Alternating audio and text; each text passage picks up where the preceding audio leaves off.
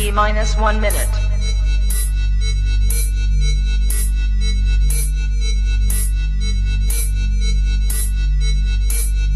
T minus 50 seconds.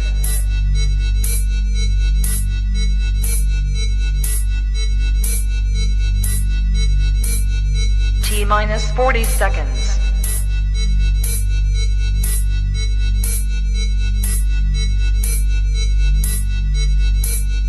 T minus 30 seconds.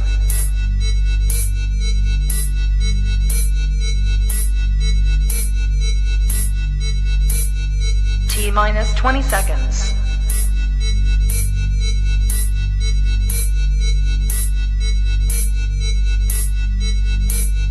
Ten, 9, 8, 7, 6, 5, 4, 3, 2, 1, 0. Can we talk?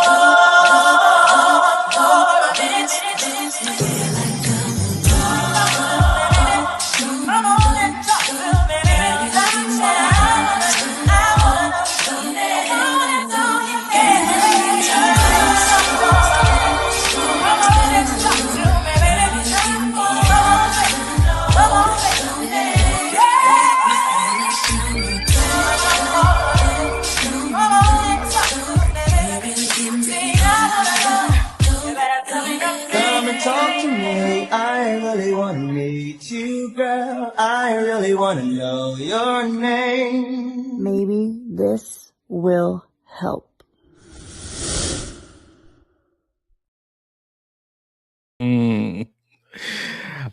Testing 1 2 1 2. Testing 1 2. It's your favorite fellas on their worst behavior tonight, ladies and gentlemen. This is Maybe This Will Help podcast, season 6, episode 22. Worst behavior, because we got some special guests coming on tonight. Now, we don't usually do this, but tonight we got a little something special for y'all.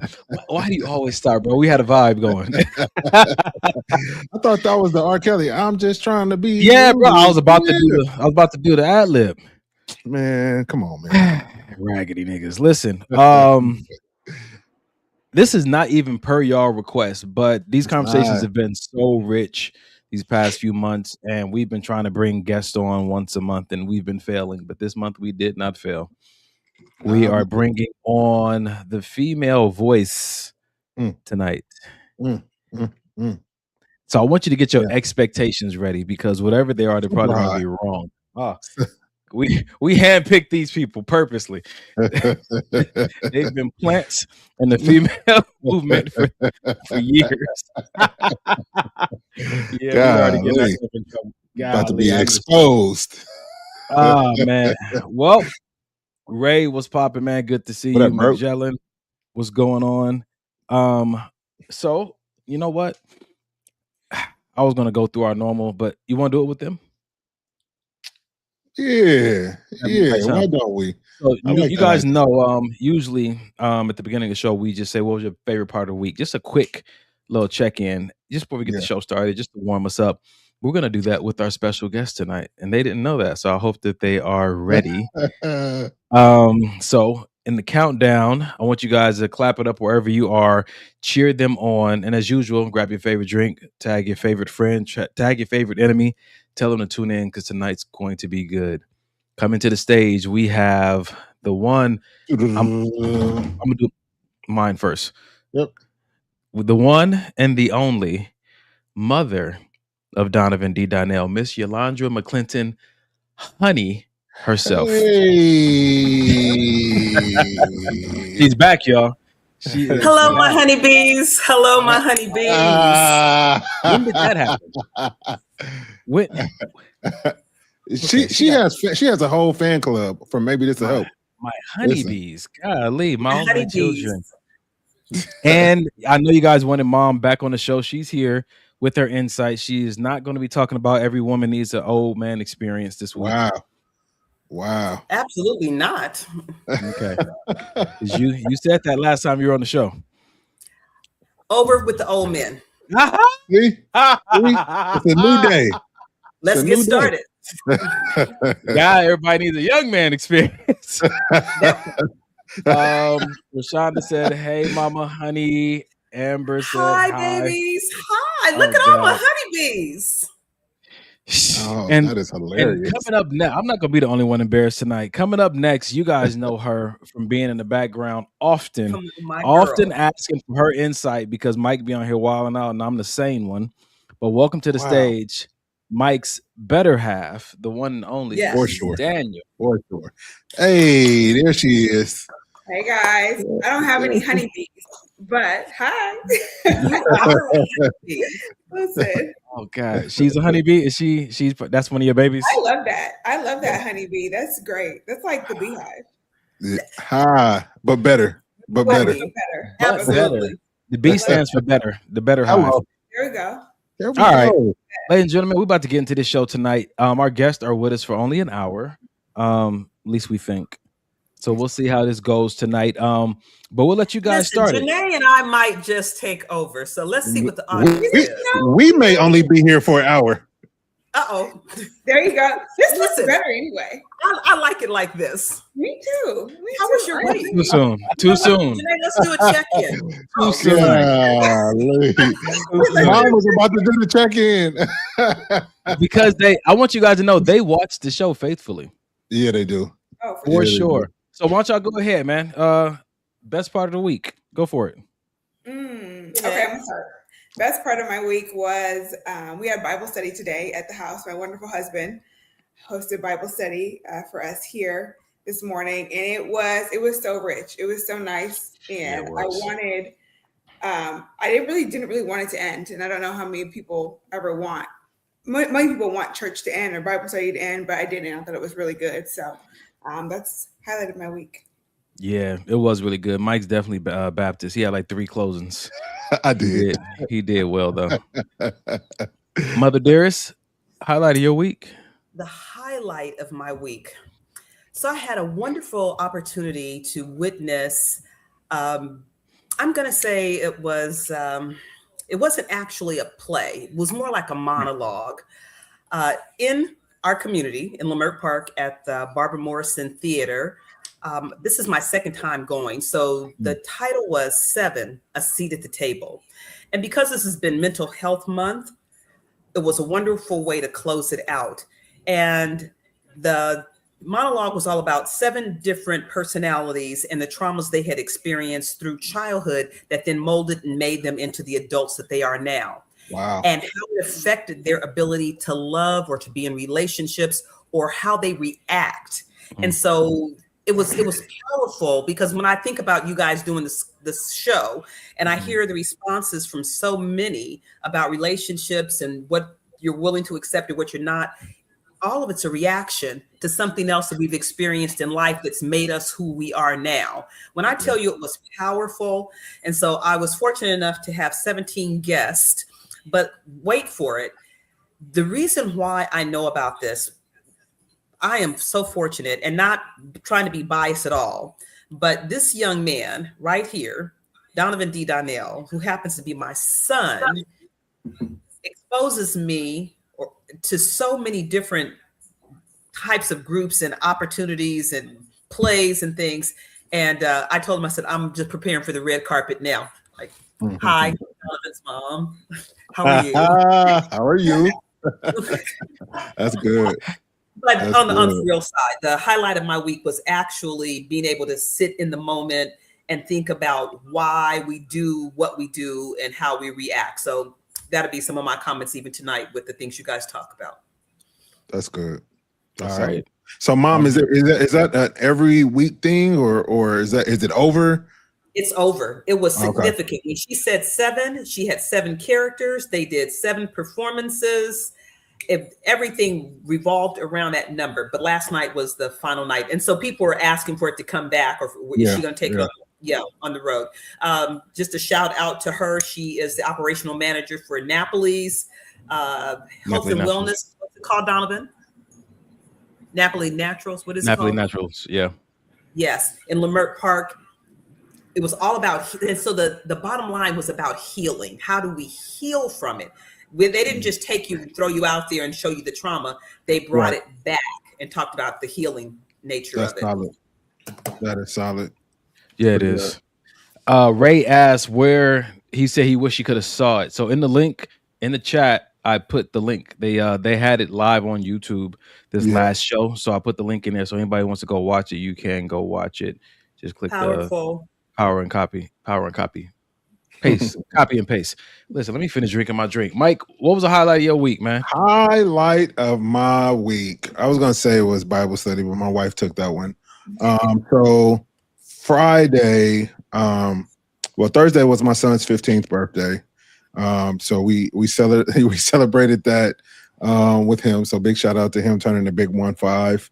And then on Friday, my wife and I took him, his best friend Tyler, and Denham's girlfriend and Tyler's girlfriend to the fair, LA County Fair. And it was so many moments during that time where everybody that's been watching the show knows I get emotional over everything as it pertains to my family. But just watching him, hold his girlfriend's hand and hug her and just see, him really growing up and stepping into his own, and not just that, doing it in front of me, you know what I mean? Like being comfortable enough with me to hold his girlfriend's hands and not feel weirded out, or us being at the fair together and not being weirded out. It's just, it makes me proud to have the type of bond and relationship that I have with my son. And like I said, just seeing him growing up and carving out his own path, and it's dope, man. It's dope. So I think that was the highlight, just being able to watch him do, like, just be him and in his element, like unfiltered Denham, So yeah. Come on, man. Yeah, man. Yeah, it was good. Good, man. Yeah. Oh, All right. Well, congratulations, Dad, Uncle, Mom, yes. Grandma. Right. Yeah. Right. Yes. Highlight of my week was this nap I took, bro. Y'all know I've been doing a lot. Haven't been overwhelmed.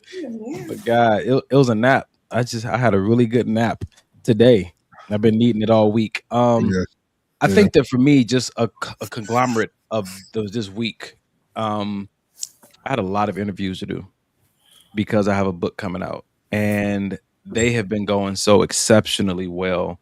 The highlight was just me recognizing the deeper I get into this entrepreneurial season that I'm in, the more I recognize God is with me and his power is on me. And so that awareness brings about a different kind of confidence and ease, no matter how booked my schedule gets. And so that was the highlight of my week. I really feel his hand with me. And yeah, I mean, if I got that, how can I lose, my guy?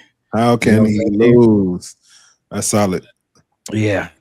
Well, ladies and gentlemen, the moment you all have been waiting for, we're about to get into the show. If you guys are not following us on Instagram, follow Maybe This Was the Podcast on Instagram. If you're following me, you already know what's going on. I've been posting things in my stories. People have been commenting. And so because we have Janae and Honey on the show tonight, we want to give them a chance to comment on a few of the things I've been putting in my story. We're going to start light. Then we're going to throw some hard balls at them. And so let's start with reading is the most attractive male hobby to women, according to study. The question I posted this week was, what is the most attractive male hobby?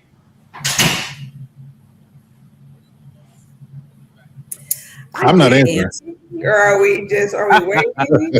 Yeah, like I did respond, but reading is sexy. It really is. Is it?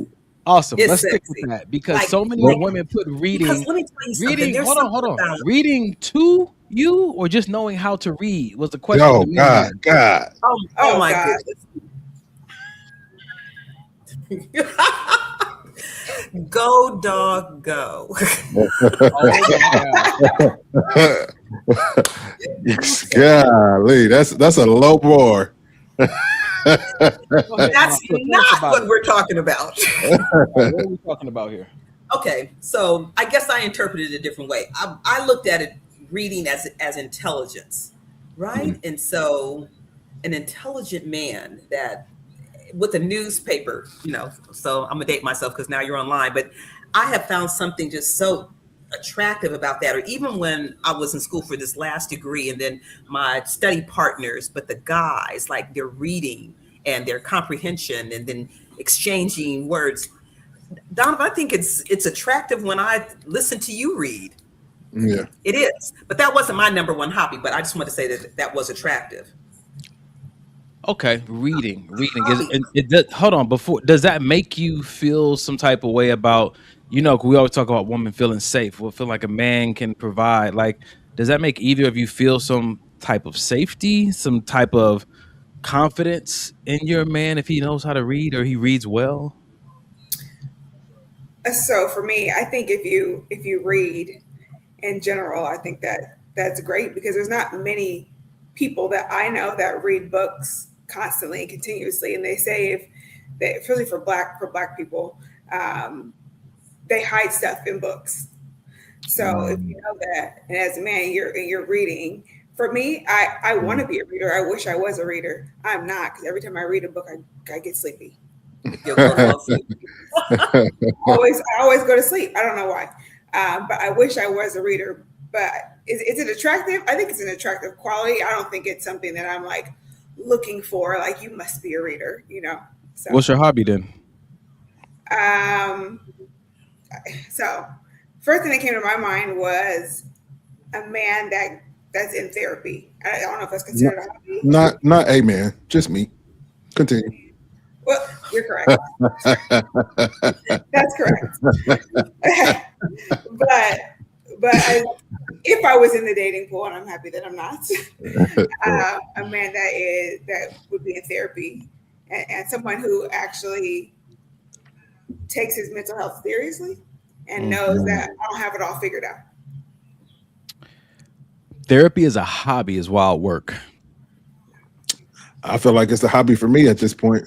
Sheesh. I am not mad at it. Okay, Mom, you said reading wasn't your first one. What was your first one? Can you read the question again? Yes, man. She done went on a whole different spree inside. Reading is the most attractive male hobby to women according to study. What would you say is the most attractive male hobby? Can I put the two together? Cooking and cleaning. Oh, that was going to be my next one. That's my next one. Ooh. You walk in, that house smells good, and he can cook. Oh, yes. Why? You got points. It tells me a lot about who you are. What does it say? So with the cooking, you're conscious. Well, okay, so that could go two ways. But in my experience, right, you're conscious about your health or what you put into your body. You got skills. It's something about if you know how to season. You're a chemist. I don't know. We just take it to a whole nother. You can Mike, make sauce. Mike, the reason I'm asking these questions is because oftentimes when women and men are having conversations, there's misinterpretation. Same words, misinterpretation. That's how we end up having these little disagreements we got to recover from. So I'm asking them to interpret what are they seeing when they see a man read, when they see him cooking, when they see him cleaning, because I promise you, we're not seeing the same things. I have a question when it comes to the cooking and cleaning. Is it attractive because that's something that society has said only women do, and so now you're seeing this masculine man take on that responsibility and do it well? Interesting. No. So for me, it's opposite. I think yes for me, only because if I'm looking at you cooking and cleaning, it's one of the things you do to help lighten my load. Mm-hmm. And so that's how I would see it. And maybe that's because typically I'm the one who cooks in our household. Mm-hmm. And so if I come home and dinner is cooked, I know Mike probably did that to lighten my load. I had a long day or whatever the case may be. Mm-hmm. So I'm looking for a partner. Yeah. Right. And so if we can share in this partnership, I can cook, you can cook, we can both clean. And it's our environment that we're creating. Right. And to Janae's point, does it lighten the load for either one of us? So I think it's very attractive. I love it. Okay, so let's do this because I asked the women to comment on my story, but I did not ask the men to keep their comments to themselves, kind of letting women, shine for a moment. But I did hear from one man. He said it's interesting if you would have asked what is the most attractive hobby for a woman to have. A man said he said that they would probably name a hobby that they can do with their woman. He said women Mm. often name hobbies that they want done that they don't want to do. And that's so crazy because that's why I asked what I asked. That's interesting. It is. So you said so they said that mom said I'll cook with him, clean with him. Then when I see stuff like built stuff, the built stuff came up a lot. Do most women want to build with him or they want to see him build it? When I saw work on the car, change the brakes, change the oil. And so we kind of had this comical conversation behind the scenes about the honeydew list. Me and my mom talk about this often. My mom's been preparing me for marriage since I was like 8 years old. And so the never ending honeydew list. And we came to that conclusion. I think I put on my story that women just like to see men working, like to see men active, like to see men doing things. Would you guys like to comment on that? Confirm it or refute it? That women just like to see men actively doing something. And when they're laying down doing nothing, it kind of gets under their skin. I'll Damn. let Janae answer that first. So I don't think it gets under my skin at all to see Mike sit down and relax because my husband already does a lot. So I don't need to see him do more, but for sake of the question, that's why I answered the way I answered. But I don't think for me to turn on to see a man just doing something, I don't think it's that at all for me. Would it be a turn on to see a man laying down, just enjoying a good movie in a blanket? Yeah, as long as I'm right there with him. Ma? So it's fine to sit down and relax. I know that there's always something to do. For me, I just figure at the house there's always something to do, right? However, You're not lying, y'all. I grew up in this woman's house. She ain't lying. there's always something that can be done. Yeah. But I've been fortunate enough in relationships and in marriage that I've always, I just don't have the negative side. I've always had the positive side that I think I have OCD. I've been told I do, right? But I attract people that are like me. And so usually everything is done, it's in place. Yeah, sit down, relax. It wouldn't bother me at all. But if the house is a mess and things need to be done and you're just kicking it and I'm up working and you're watching me, that's a problem. So let's talk about that for a second, because if his plan is to do it, but just not do it now, is that still an issue? Does he need to communicate that to you? Or is it like, hey, if I'm up cleaning, you're up cleaning? That was so loud. That was so loud. Okay. Not taking off the glasses. Golly, Ma. Here's the challenge. Here's the challenge. Because I'm going to just look at it and you're like, okay, I'm going to get to it. When? Oh, when the game is over. But you not doing that then prevents me from getting something else done. Wow. In my mind. Wow, that's deep. That's deep. I think it goes back to what Mike said. Like, communication is important because if somebody's already exhausted, he can be like, well, does it have to be done now? And you're like, it's preventing me from doing what I want to do. And so does this point of contention often grow into something bigger and cause divorce? Because we talk a lot about divorce in this generation, and the understanding I have is that it starts with something small that either wasn't communicated well or there was a small mismatch that grew into something bigger later. So Donovan, you and I have had these conversations, and I think what happens, and guys, please jump in and in the chat. If it's the person and we want it done now and we can't get it done now, and let's say it doesn't create a problem, but I'm just going to go in and get it done and I'll just do it, right? And that continues to happen. This is where we start to be, and we could be guilty, like extremely independent. Well, that's okay because I've already done it. Don't worry about it. I got it. And that's the challenge and the problem that just grows and grows in relationships. And then that's when it grows into something else. So you're saying that some of these women out here who are hyper independent are not because they have lazy men, just because or it's not because they had lazy men. It might be because they had men who didn't want to do stuff on their timeline. And they didn't have patience. Janae, you got anything to add to that? Because Lord. I mean, I would agree. And I think I'm fortunate enough in my marriage where if I get up to clean something up, we know we have people coming over, you know, Mike does the same thing, or he gets up to, you know, pick up, we just kind of follow each other, you know, in that way. But I will say, in a past relationship, it wasn't that way. It was always me who was the one that had to clean, and it was it's like pulling teeth to get him to get up and do anything else. You know, is that because you guys wore the same size hoodie?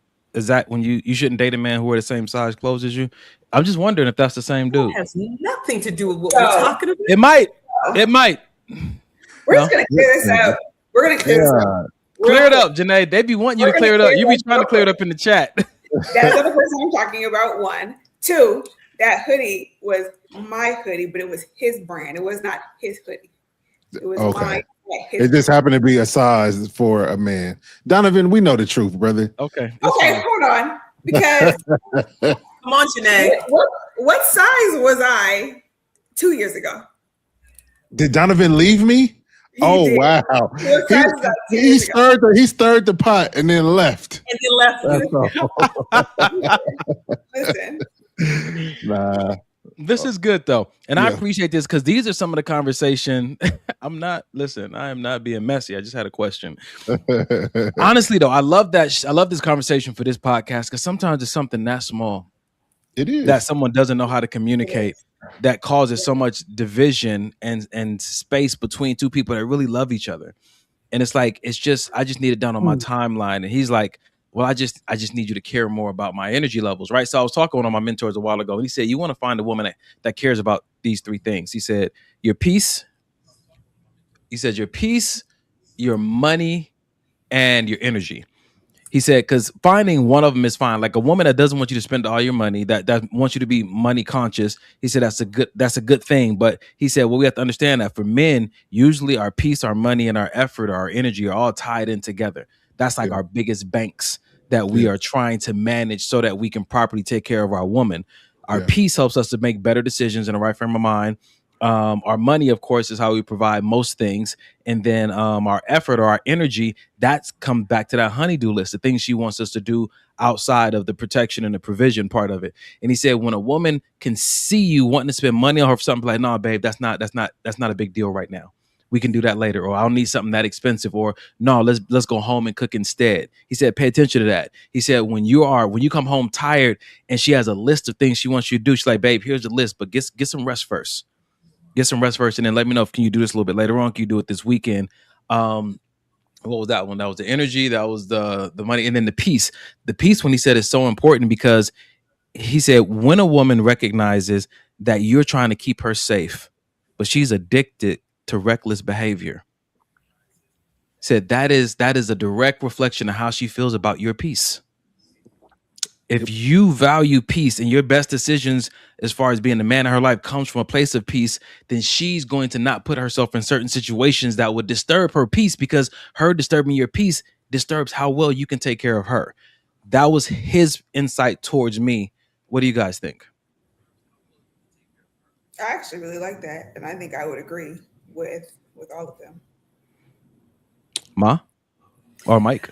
Communication is key. So I think in relationships, there needs to be a whole conversation. If there is a to-do list, then it's like with everything else that I teach. It's like, what's the time frame?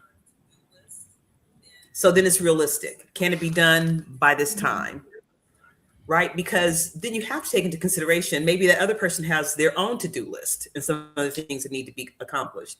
So when it says like be equally yoked, I'm listening to Janae talk about how they'll follow each other's leads, right? That's a partnership. That's even unspoken communication. Mm-hmm. It's like, well, we're going to get this done. Okay, well, we've got this coming up. So, okay. Yeah. And if he sees her up trying to move the refrigerator, he's like, babe, hold, I got it, right? Just go Wait into a something else. minute. It's true. Why is she trying to move a refrigerator when he's on the But couch? she was trying You to know clean her the sister. kitchen, and she was You know doing your the sister. floor, and she just wanted it moved. But she gonna hurt herself trying to move that fridge. And in the don't know that. moment, we're cleaning. Listen, my girl goes to the gym. I understand. I'm I- a refrigerator. Wow. All right. I'm not married. I don't Oh, yeah. understand these things. I'm listening. Go ahead. I have a question for you gentlemen.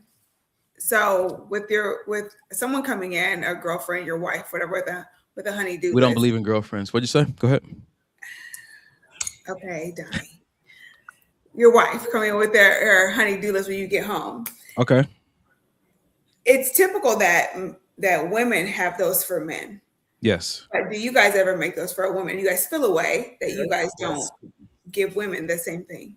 Bruh. Good question. Mike, do you want to go? Because I can go. I absolutely do not. I don't. Well, and you know that I don't ever have a list of things I want or really ask you to do. I try to. Because I know you work, and I know you do a lot at the house, and I know you go into work, and then we have denim, and we have all of this shared responsibility. I purposely don't create more to put on your plate if I don't have to. And no, I don't feel slighted. I don't feel, oh, she asked me to do this and this and this. It to me, when your marriage is the way God intended it to be, doing things for your partner doesn't feel like chores. It feels like service. Mm-hmm. And me and Janae have always said, if I'm serving you 100%, you're serving me 100%, then nobody is lacking.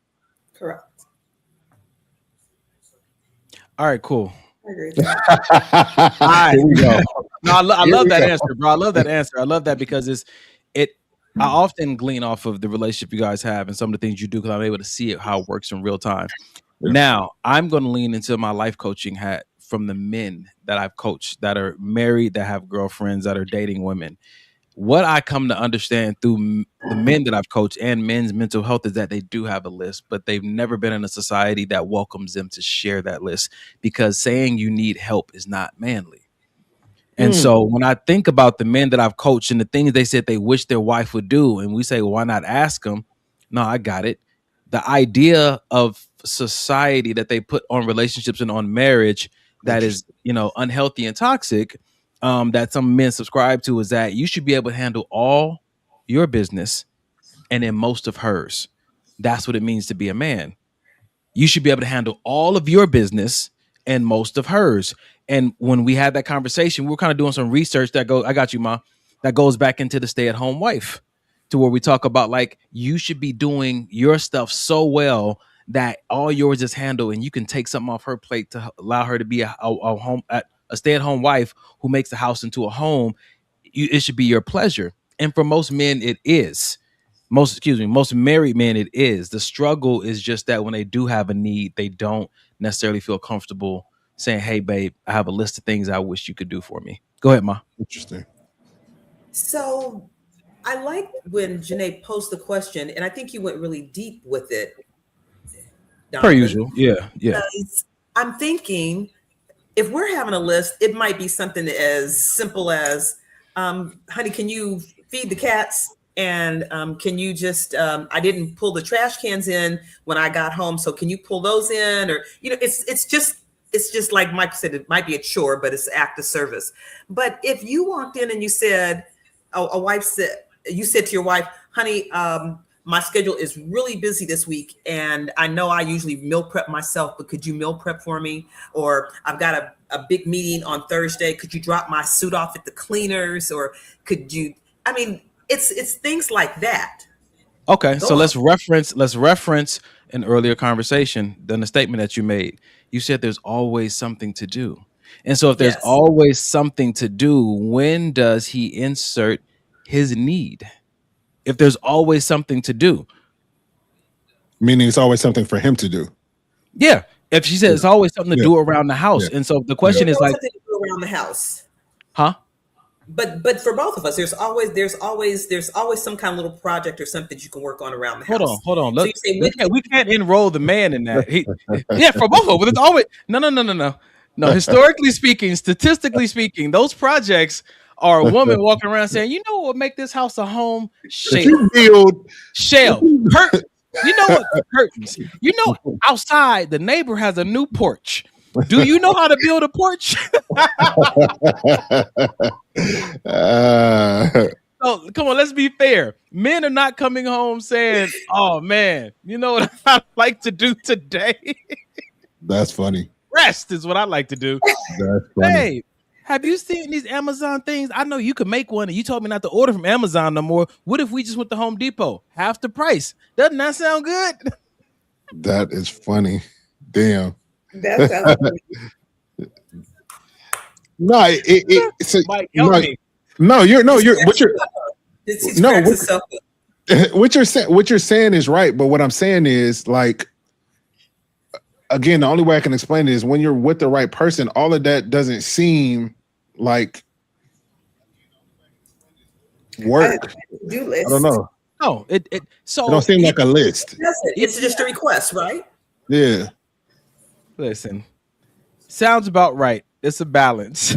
I appreciate that. So even in the extremes, the extremeness of these conversations that I'm having with you, and even in my laughter, we can always fall back on if you're with the right person. Most people aren't, but they still trying to make it work. And this will help the podcast. So what kind of advice could we give people who didn't fall upon the favor of the Lord like you two did? Yeah. And they're in a different situation trying to make it work or figure it out. Communicate. That's it. What does it sound like? Give us an example. That means, like how Mike and I have our intimate time. I'm not saying everybody needs to have. And when I say intimate time, it doesn't just mean physical. It means really a lot. It's a lot of deep conversations, kind of like what you guys have on the podcast. And so I don't know if they need to schedule a time throughout the week and say, hey, this happened this week and this made me feel this way. Can we address this together so it doesn't happen again? Like, to me, that's a fair conversation to have. But then you don't get to react in the moment. And you schedule that time. So we know on Thursdays at 8:00, we're talking about A, B, C, and D.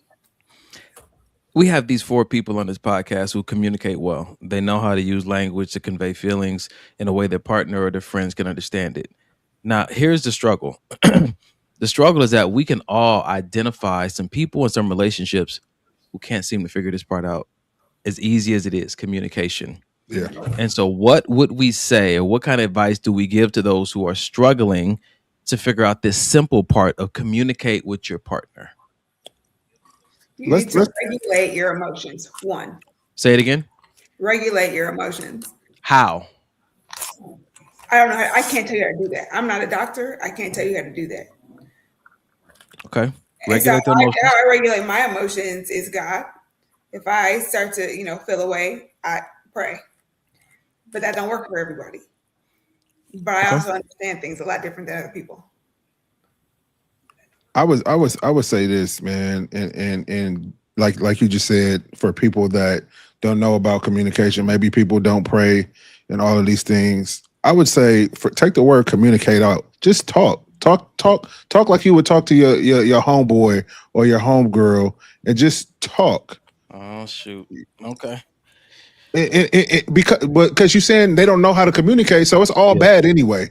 If we got a person that, listen, how much worse can, like, I'm gonna just tell you, look, I'm gonna just say, look, when I asked you to take out the trash and you told me that was my job to do, I kind of felt some kind of way about that, because I'm taking out the trash because I want to, not because I'm obligated to. You know what I'm saying? How you feel to me, and this is how I communicate with Janae, this is how I communicate with you, with Denim, this is how I communicate. If it's something on my mind, I'm gonna just tell you what's on my mind. Like, how you take what I'm saying is completely up to you, but I'm gonna explain to you what's going on in my mind so we can get past it, so we can talk about it, whatever the case may be. It don't have to be no deep communication type of thing. Just talk. You know how you feel. You know it bothered you. At least that. I was bothered by it. Let's start there. Okay. Before I go, Mom, you got anything to add? What would you say to No. those relations? Okay. So we all know, like I said, there are some relationships out there that we know that we probably thinking about right now. They're struggling with that communication part.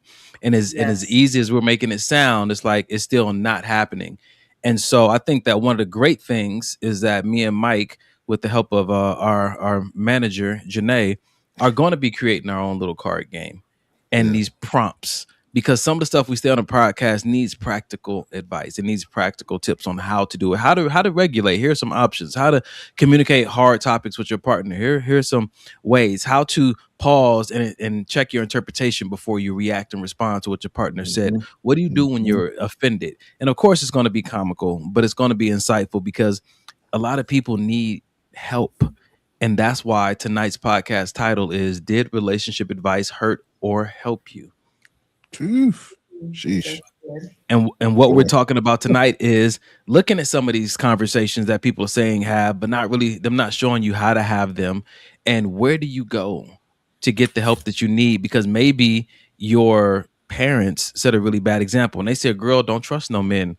And maybe your dad said, son, don't let no woman run you.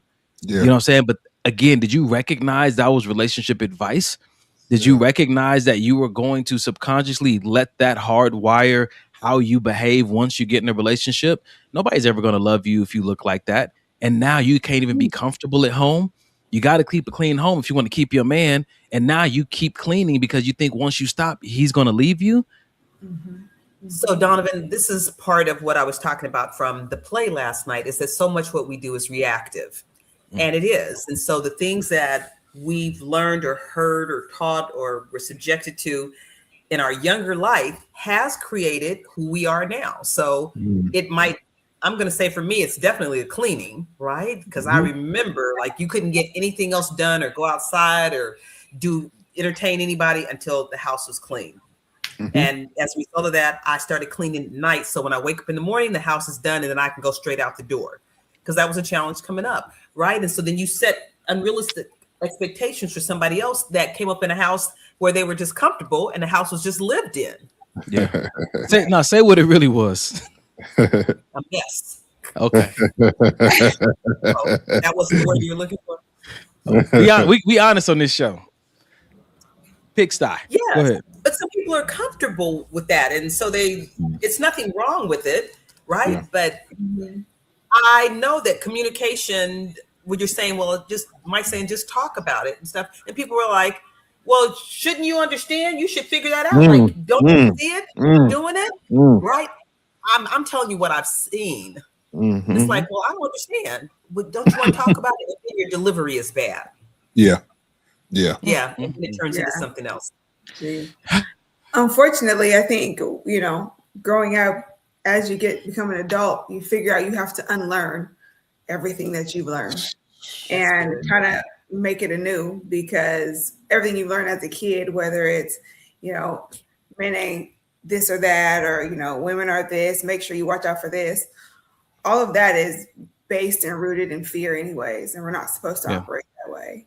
And so you have to unlearn all of those things, unfortunately. And I think that's the hard part, is that sometimes people don't realize that they have to unlearn those things. And that was where their bad communication starts to come from, is because you just feel like you're right, because this is what you've known growing up your whole entire life. What's really tough about that, because it almost makes it seem like if you didn't say what you just said, sis, that you have to unlearn it, it almost makes it seem like two people cannot be compatible unless they had a similar childhood, unless they had similar type of parenting or guidance growing up, because that's how they're going to perform in relationships. But I think the freedom that most people can experience while listening to this conversation is that you can unlearn those things. You can relearn and go do something new. And I think that it starts with the awareness that there is a subconscious way that I enter relationships and a conscious way. But you have to stop and ask yourself, why do I want what I want in relationships? Why do I respond this way? Who taught me that? And why do I hold on to it? Because the hardest part is that when you get toxic guidance from parents about relationships, and then you get into relationships where those people reinforce exactly what your parents were telling you. And then one day you finally get into a healthy relationship, but your parents and every other relationship has already informed you that the toxic way seems to be like the best advice, and you don't know what to do with this good person. Yeah. Yep. Yeah. And I think what's really dope about getting into a relationship with somebody is y'all can create your own thing.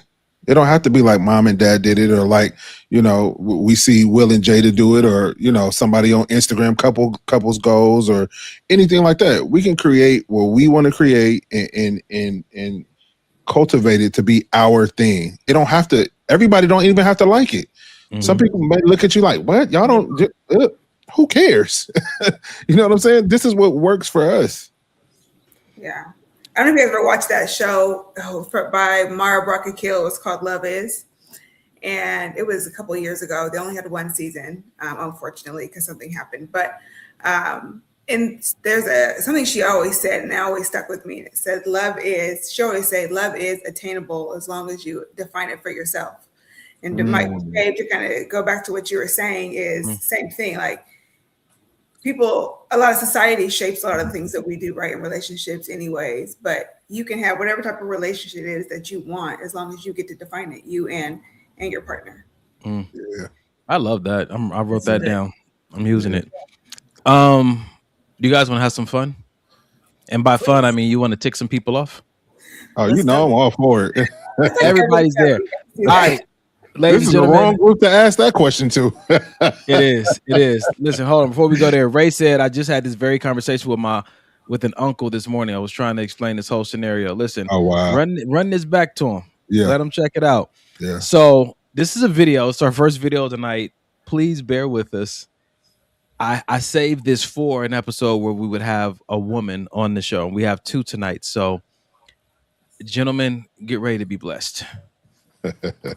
Oh, so how tall are you? 5'11". I mean, technically 5'11 and a half. I just thought you were taller for some reason. Okay, go ahead. Let me ask you something.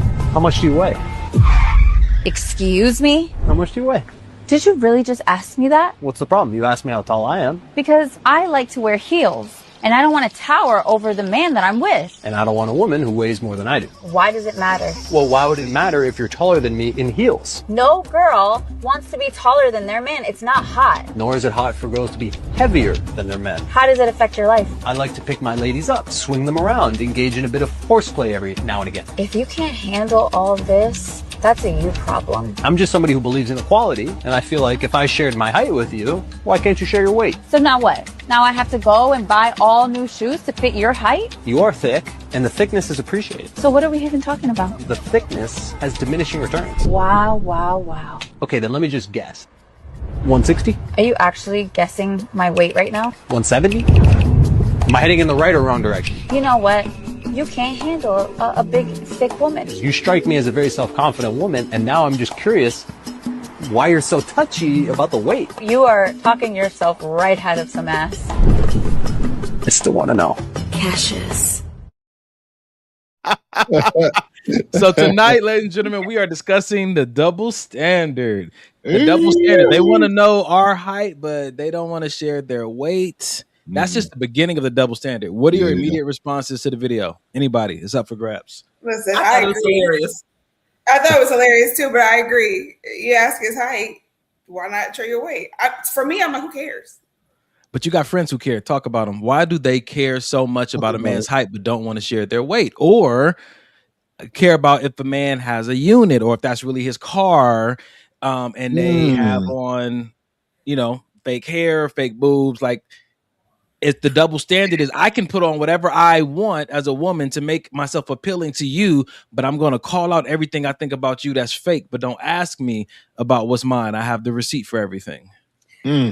So I don't even know if I'm the right woman to ask this because I agree on the man's side, like the double standard when it comes to so you acknowledge that there is a double standard. Oh yeah, for sure. I know, sis. I was just asking you to talk about your friends that I met, huh? Oh, not that I met. Who said that? Nobody. That's your friends that I met. Jesus, and she gonna repeat it. Mom, what do you think? there are double standards, and it goes back to something Janae said earlier. It's things that we were taught, right? So it was inappropriate for a man to ask your age, to ask your weight. Those are just things that we were told as young women. Like, that's not what you do, right?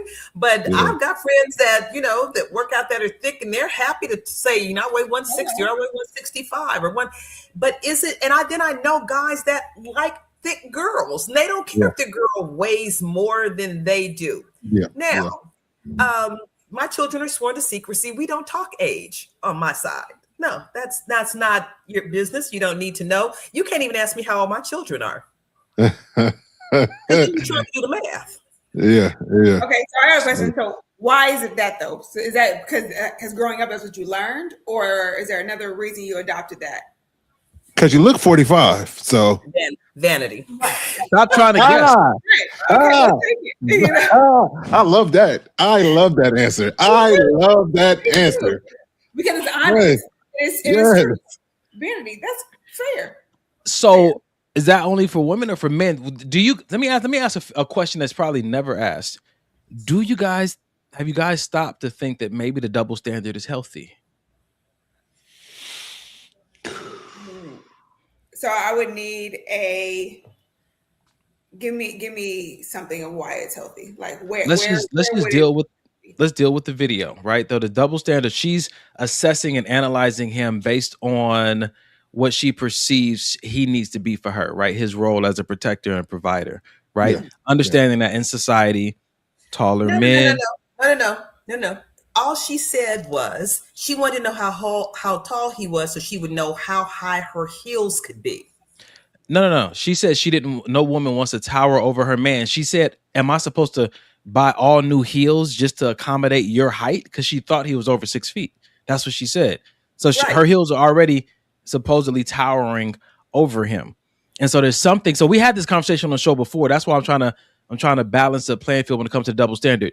Women on this podcast have openly said that a taller man makes them feel safer, regardless if he has a gun or knows how to fight. Taller makes them feel safer. And so that's the societal norm. That's the societal prototype for a man to be able to make his woman feel safe and be able to provide, right? Taller men, more muscular men have more power when it comes to business. That means more ability to make income, right? That's one side of it. Now, when you look at a typical woman's role, when we talk about having babies or being able to cook, very, machismo in the way that I'm talking about it, but none of that stuff matters. We just want to know if your baby maker works and do you know how to cook? And so when it looks at fulfilling the societal role as a man or a woman, it seems like the double standard makes a little bit more sense, because when it comes down to fulfilling your role, our analysis is totally different from a woman's. So I'm going to agree with Janae that I think double standard is fine. Like I thought that it was fine because of all the things that he said, right? I like to pick my woman up. I want to swing her around. I'm going to share something that Donovan probably doesn't even know or remember. But a long time ago, right? There was somebody that, this is really a long time ago, but there's somebody that Donovan was dating. And in church, some of the older ministers, deacons, he's a young man and where he comes from, and they're concerned about his future. And their comment was, I don't know about that one, because she's just one McDonald's meal away from, look at Mike and everybody's face. Janae's eyebrows went up too. They said, that is so rude. That's what they said. They were like, that's not the one for him because they're thinking about him, children. They said she's just one McDonald's meal away from just, no. So it is, as quote unquote messed up as that may sound, even to this day, one of Donovan's things is being fit.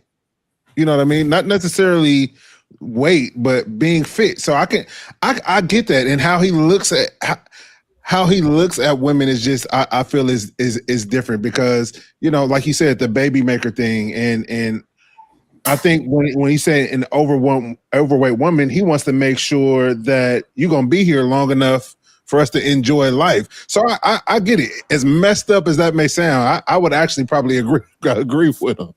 So the thing about it that she was not, she just had a different build. She had, and Mike understand this.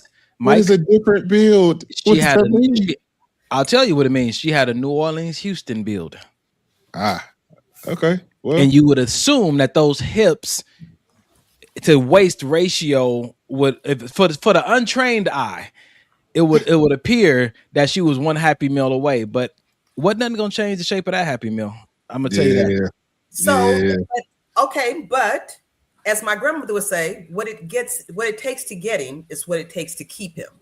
And so say it again, Ma. You have one baby, and what the package was that I bought now has changed and may not return to its original form. Yeah. It's work on it. This is the foundation of why ankles are so important. Ankles will always tell you how a woman's body is going to bounce back after pregnancy. That is the reason.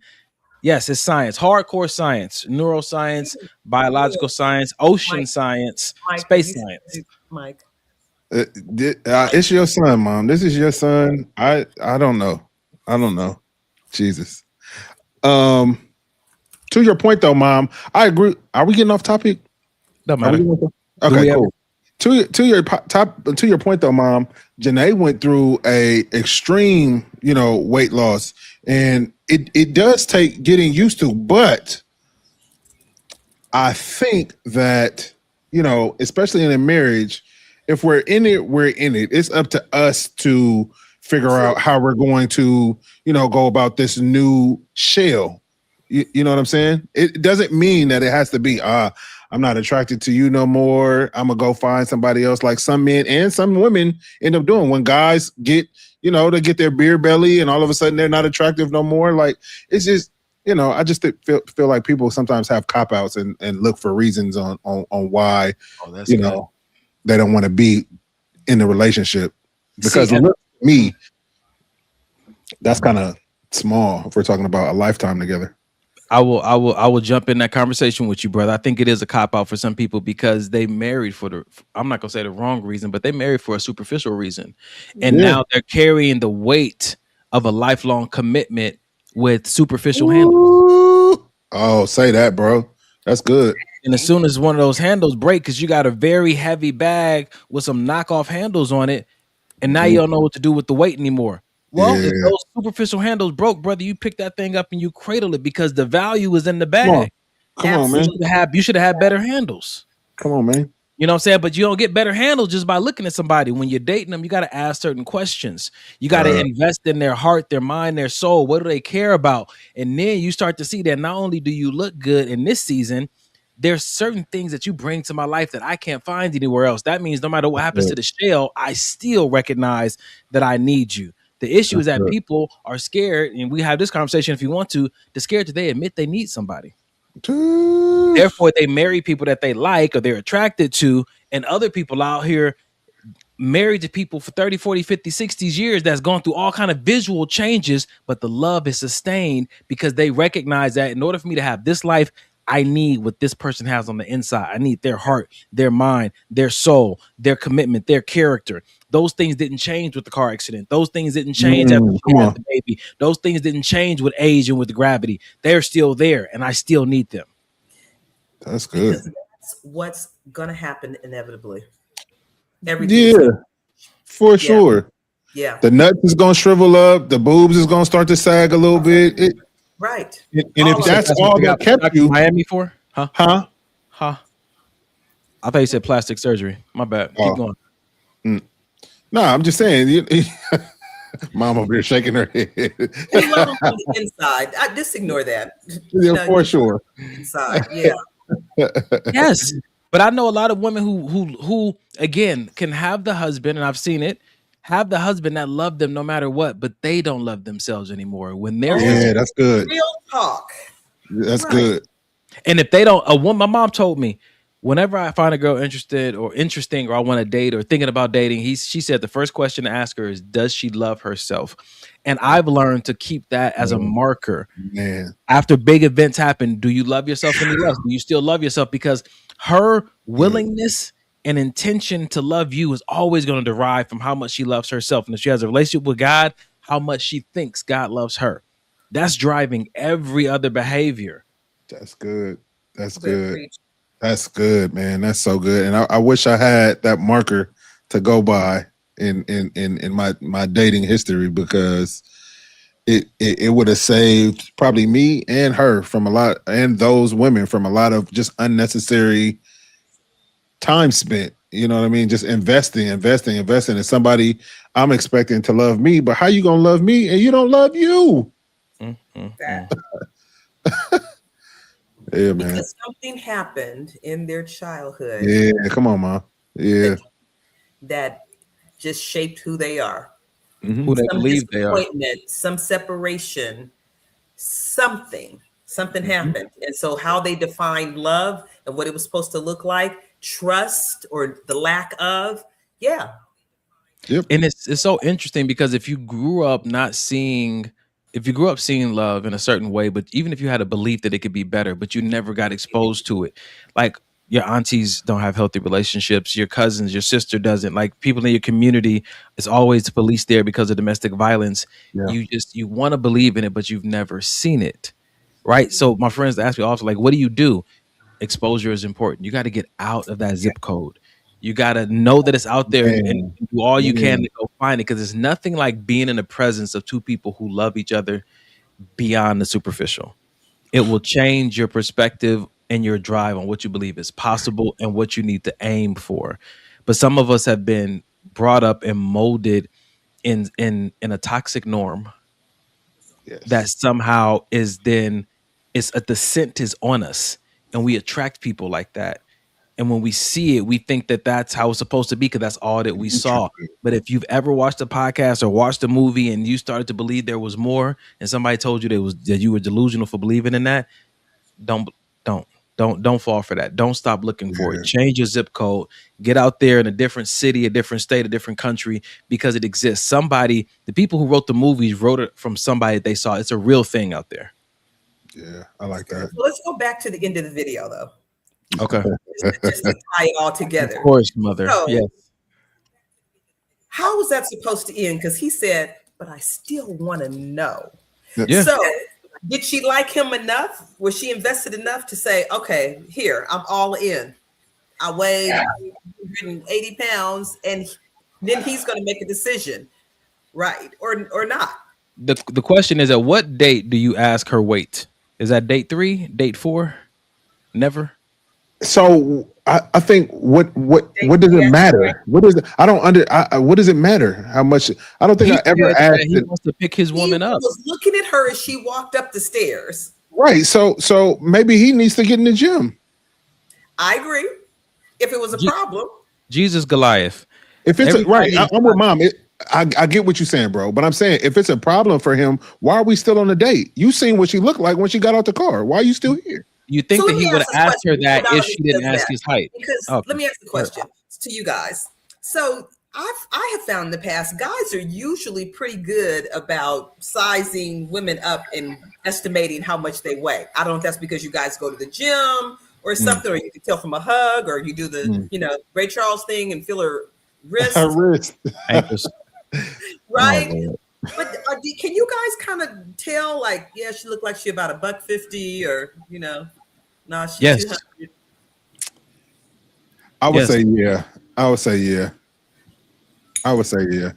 My thought is that he asked her out of sassiness because she said, "I thought you." For sure. He went into sass mode. Yeah, he felt some kind of way because his little ego kind of got pricked. His little ego got pricked a little bit. If a man ever tell you I'm 5, sometimes 5'11" and a half. Yeah, anytime a nigga put a half on it, I'm big enough. Just how you guys can tell, like what a woman may weigh. We also got eyes. We can see. We could probably guesstimate your height. True. So it's the same thing. If she's asking the height, if she's gonna ask him about his height, he can ask her about her weight. What's the problem? Okay, so let's do this then. Let's because we're not superficial. Everybody can go around. Mom, Janae, Mike. If there's something that you always had to ask on a date, theirs was height, and wait. If there's something that you always had to ask on a date, what was that question? Ooh, something I Everything's always freezing forgot. on my side. So if I'm a little Oh my lagged, God. because it's frozen on me on my side. Oh my God, Mama.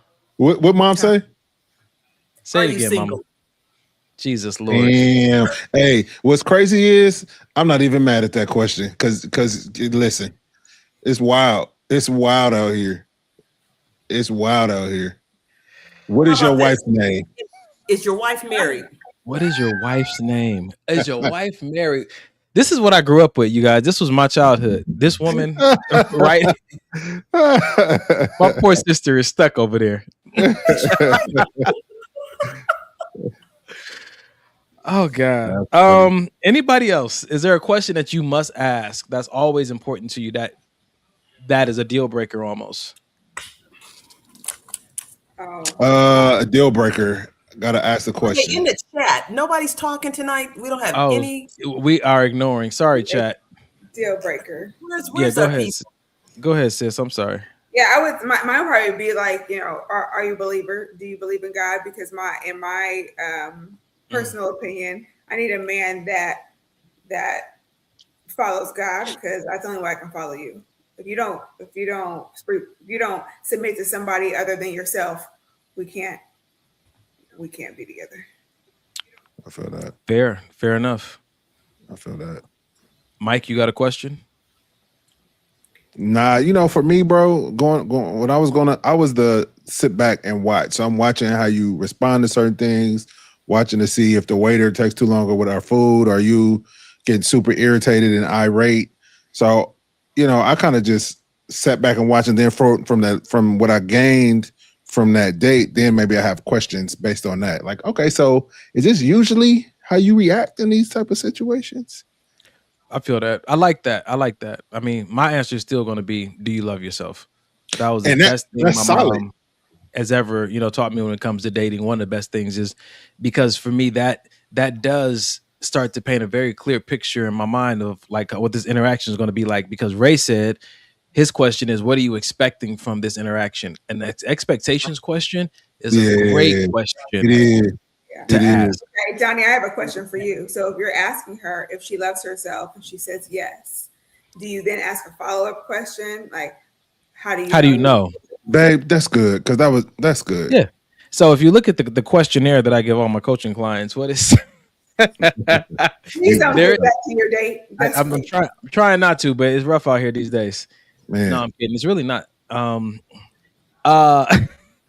So there's a question of, do you love yourself?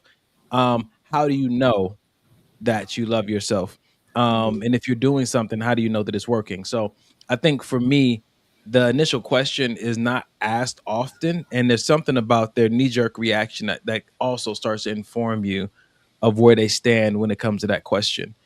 It's like one of those mind tricks. Like my grandmother told me, whenever you're dating somebody, what's their name? And she said the way that you say their name tells the person listening a lot about how you feel about them at any given point. It's the way that you say their name. Oh, Lisa. You're saying Lisa. Lisa. It always informs you by how you say the name in that moment, how you're presently feeling. The little trick she taught me back in the day. So yeah, I think I would follow it up with, how do you know? Because in the book Before the I Do, if it said, if you want to know how a person is going to treat you after they say they love you, look at other things that they say that they love, and that might give you an indication. Yep, that's good. That's good. All right. So is that? Hold on, I don't know if I want to leave from there yet, because it's so many women that would say, you would ask that question to. And they say, yeah, I love myself. Look at me. Look how I'm dressed. Look how I present myself to the world. I must love myself, when the whole time you dead inside. Nah, bro. I would honestly tell you, not every woman has said yes. No, I'm not saying every woman will tell you. Some do, though. And not even. Yeah. You know by their answer. If their answer is, look the way I'm dressed. Like, it's a superficial answer. Not I go to the gym, look how I carry myself. I make sure I eat properly. I make sure I'm going to get my female checkups every 6 months. I go to the dentist every 6 months. Like, Them type of answers I'd be looking for, not the way I dress. Oh yeah, I buy myself Louboutin, so I love myself. Like Yeah. Yeah, it's a conversation starter. It's not Yeah. where you grab that conclusion from, but it's interesting. I don't know if maybe it's just the timing that I've asked it, but every time I've asked it, it's been a pause, a moment, a pregnant pause where the person really does say, "Wait a minute, what did you just ask me?" You'll be Yeah. surprised how many people have never been asked that question by a family member, a friend, a mentor. Do you love yourself? Some people have never been asked that question. Mhm. Yeah. It's good. We got some more in the chat. I like what Carrie said. Have you always loved yourself? Jesus, that's good too. Ooh-wee. That's a good one. Yeah. If you haven't, how did you get there? That's good. These are these first date questions, second date questions? You guys know I can often go too deep. Man, first date. Who got time to sit here and put these questions? Listen, if you want to know, ask the shit. We old out here. We ain't got time for all that. We old out here. Golly. Ask Tyler what said, you- "Thank you, Janae, because I was like that. So you love yourself has to have some follow up to it." She also said, by their fruit, you will know them. So that's good. I like that. And shout out to our niece, Logan. She's watching again. Logan. Hi, Logan. Don't pay attention to the mic. We got V Colt on Instagram said the question that they ask is, "What's your purpose for dating?" That's a good question. What's your purpose for dating? That is a good question. Because listen, if you're here for a good time and not a long time, I need to know. And not I need to know so I can be out. I need to know because maybe I am too. Agreed. Don't take my choice away. I always say that. Don't take my choice away. Give me all the information so I can make the choice that I want to make. This is good because Ferguson Marv said, "I've never been asked that question. Never been asked, do you love yourself?" You know what I'm saying to you? Yeah. Like some of these questions is worth asking, even if they may sound redundant, because we didn't all grow up the same. I agree. And I'm looking on Instagram. Mike, you looking on IG on maybe this will help? Yeah, I keep going back to it. Yeah, we're good. And I think for me, when I think about that question and these questions, for me, it just reminds me that it doesn't matter where a person came from. It matters where they're going. So we could come from two different cultures, have two different childhoods, but are we headed in the same direction? I think that says more about compatibility than who trains you. Because as we, you know what? I'm going to put this up so we can have this conversation. I'm going to let you guys go if you're ready to get up out of here. But this is a question I put on my story earlier this week. Women in love act like a mini you. They pick up your hobbies, use your slang, listen to your music. And so I was going to say that, you know, when I hang out with people and I'm getting to know them, or I'm dating them, or I'm starting to like them, I can be very infectious because I bring a lot of my personality to the table. And so evidence of how into you she is can be drawn from if she's picking up your hobbies. Does she use your slang? Does she listen to your music? Do you guys think that is true? And do you also think that it's true for men when they love a woman? Well, anybody who follows Donnie would have saw my response because he bombarded me in my kitchen and asked me this question. So I would say, well, my answer, if you didn't follow Donnie and see that, is yes. I think I have picked up a lot of my husband's traits and hobbies. He works out a ton, and I didn't work out a lot, you know, when we first started dating, but now, yes, I'm to the gym. And so, even when I don't go, shoot. Sometimes when he doesn't go, I go, or we have to go at different times. I like guns. I didn't like guns. Not that I didn't like guns. I was never exposed to guns prior to my husband. So now I like guns. I like to shoot guns. I have my own guns. Slang. Yep. I used to slang. Music. Yeah. I feel like we both influence each other on music for sure. Hood Ratchet. Now with that new song. Don't make me sing it. Don't make me sing it. God, it's so ghetto. It is. Why are you smiling? It's like it's so bad that it's good. That's why. So, Mom, is this true for your generation as well? That when a woman is in love, she becomes a mini version of that man? Don't hit Mom with her generation. She just told you about the age thing. You don't even got to do that. You highlighting it, bro. We're not the same age. So I just want to make sure we clear that up. Jesus. So I've seen it happen. So let's just go back with my generation. So back in the day, you know, if you were in a relationship, people had to dress alike. So you had on the same, you know, it was back when it was Flip Hollywood or Cross Colors or whatever. He still do it. So, He still does it. people dressed alike and talked alike. But let me just say this. I've seen this happen time and time again with Donovan. And all of a sudden, there is a mini me, him, right? And it's annoying. I agree. Something happened to Mom's internet. It's annoying for me. That was good. Mom's internet went up. Did I just get What kicked is off? happening? It's annoying. Michael. It's true. It is annoying. I agree. 1,000%. Oh my God. And then they want to have a conversation with me, but they're talking to me like they're him, and I'm annoyed. Dang. I'm And glad that's great because I'm so glad you saw that. Yes. Agreed. I love that because it helps me identify if they stick with it. I'm the one they want to marry anyway, not you. So it doesn't matter who else is annoyed with it. Right? Right. You don't want to All marry right, you. cool. You don't want to marry you. I was going to say, you want to marry Who? you? Who don't? You don't want to marry you. He can't wait to find out himself. It wasn't even a question. Y'all niggas are assuming if y'all was me for a day. Yeah, I'm sorry you feel that way about yourself, champ. That's funny. You don't, Donnie. You don't want to marry your own self. The degree you guys are going to trying to convince me lets me know that you understand how awesome I am. In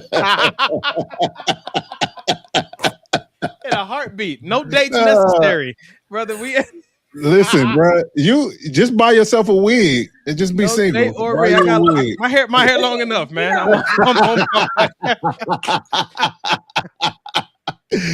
God, that's an interesting topic, though. Would you want to marry you? Like that's again, that's interesting within itself. I don't need a wig. Just take that bun out. That's funny. I'll be right back. Yep. Mama. See, we're not doing this tonight. I don't know what she going to do. We doing it all. Yeah. Man. Anyway, I like it. I'll tell you straight up and down. I like it when they become a mini version of me. And I also like it when I pick up certain traits of them. For me, it indicates that there is a level of safety and admiration there that willingly wants to blend. And I like what that means, right? So, you know, and even with me and Mike, you know what I'm saying? There's a safety there and an admiration that makes a willingness to want to blend with that person. And for me, I've been in the opposite situation where there was a very strong boundary against any kind of assimilation or likeness or picking up any kind of traits. There was this strong stance on this is who I am, this is who you are. And for me, that's just not something that I'm looking for. It's not so I'm looking for someone who's willing to explore how many ways. Not all of them. We don't necessarily have to. If we did, I wouldn't mind that either. But how many ways that we naturally blend and mold? Because one day we're going to make a baby that's half of both of us. Mm-hmm. You know what I'm saying to you? And I think that just for me, because I think, you know, excessively deep about certain things, or more, not even excessively, just more deep than other people think about it. For me, it's a great sign. It is almost an absolute necessary sign. Look at my mom's shirt. This is great. This is great. This is great. This is great. This is great. This, oh my God. Donnie, that's your new gym shirt. That is hilarious. Is it a crop top? His new gym shirt. It's not. That is hilarious. I need me a me is what my mom's shirt says. So the woman who says you don't need to marry yourself has a shirt in arm's reach that says I need me a me. I would love to have me a me.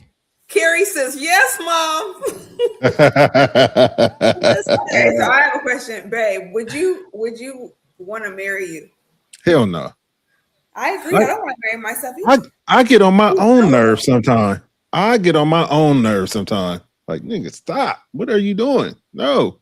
But I love me, and I'd love to marry me. Yeah, I love me too. But I feel like I want my partner to be different than me, so I can learn different ways from them. Yeah. Yeah. So my question though is deeper than that. So if they were assimilating to a lot of your ways, would that be a turnoff? At some point, for me, it would. Yeah, because I don't need you to be A yes man. Yeah, I need you to be a yes woman, for lack of a better term. This is so interesting. Go ahead, sis. Go ahead. I want you. Oh, hurt. Oh, she froze. You should let the internet out. Close the window. That's why she needs to be back here in the man cave. We good. You got to repeat all of that. It's frozen. No, I keep going out, and you guys keep freezing, and I don't understand what's going on. I just be sitting here. Repeat that last thing you said. Nope, not doing that. Anyway, Donovan, what were you gonna say? So when she comes back, I'll let her jump back in there. But I think I froze again. Yeah, you froze it. Put it in the chat. I froze again. Don't do my wife like that. Don't do my wife like that. Oh man. The question I asked was, if they became more and more like you, would that be a turnoff? And I think to each his own, first of all, right? There's certain things that people need to help them balance each other off and whatnot. But I do believe that if that's organically what's happening and you enjoy it, don't think it's egotistical. You know what I'm saying? Don't think it's a bad thing. Just let it flow into how it is. I think that sometimes people see themselves becoming too much like the person they may be dating, and they try to stop it because they like it, but they feel like it's not healthy to like it. Listen, if it's working for y'all, let it work. If that's what makes you guys flow and grow, and you've changed and you got a whole new set of friends, you got a whole new set of hobbies, you know what I'm saying? You don't go to the same places. But if that's working for your relationship, let it flow. So I think sometimes people are so scared to let go of this personality they've had for so long, and everything in life is pointing to an evolution. And they just don't, they're like, no, because now I'm talking like you, I'm losing myself. It's not for everybody, but I would love to lose me in love. I would love to lose me in love, because some people think, well, you're going to lose yourself and think something bad is going to happen. Not if you're in love. I think if I'm in love, something great is going to happen. There may be a degree of me that I never would have been able to reach absent meeting this person and being willing to let myself go in love. And that is a risk that I'm willing to take. So that being said, you would still marry yourself, because you're just talking about a whole nother person. This sounds but think about the time you've known me, Mike, and how I've evolved. I don't want to think about that. Because you get teary-eyed. Angry. Yeah, angry with how long it took you to accept me as a brother. I get it.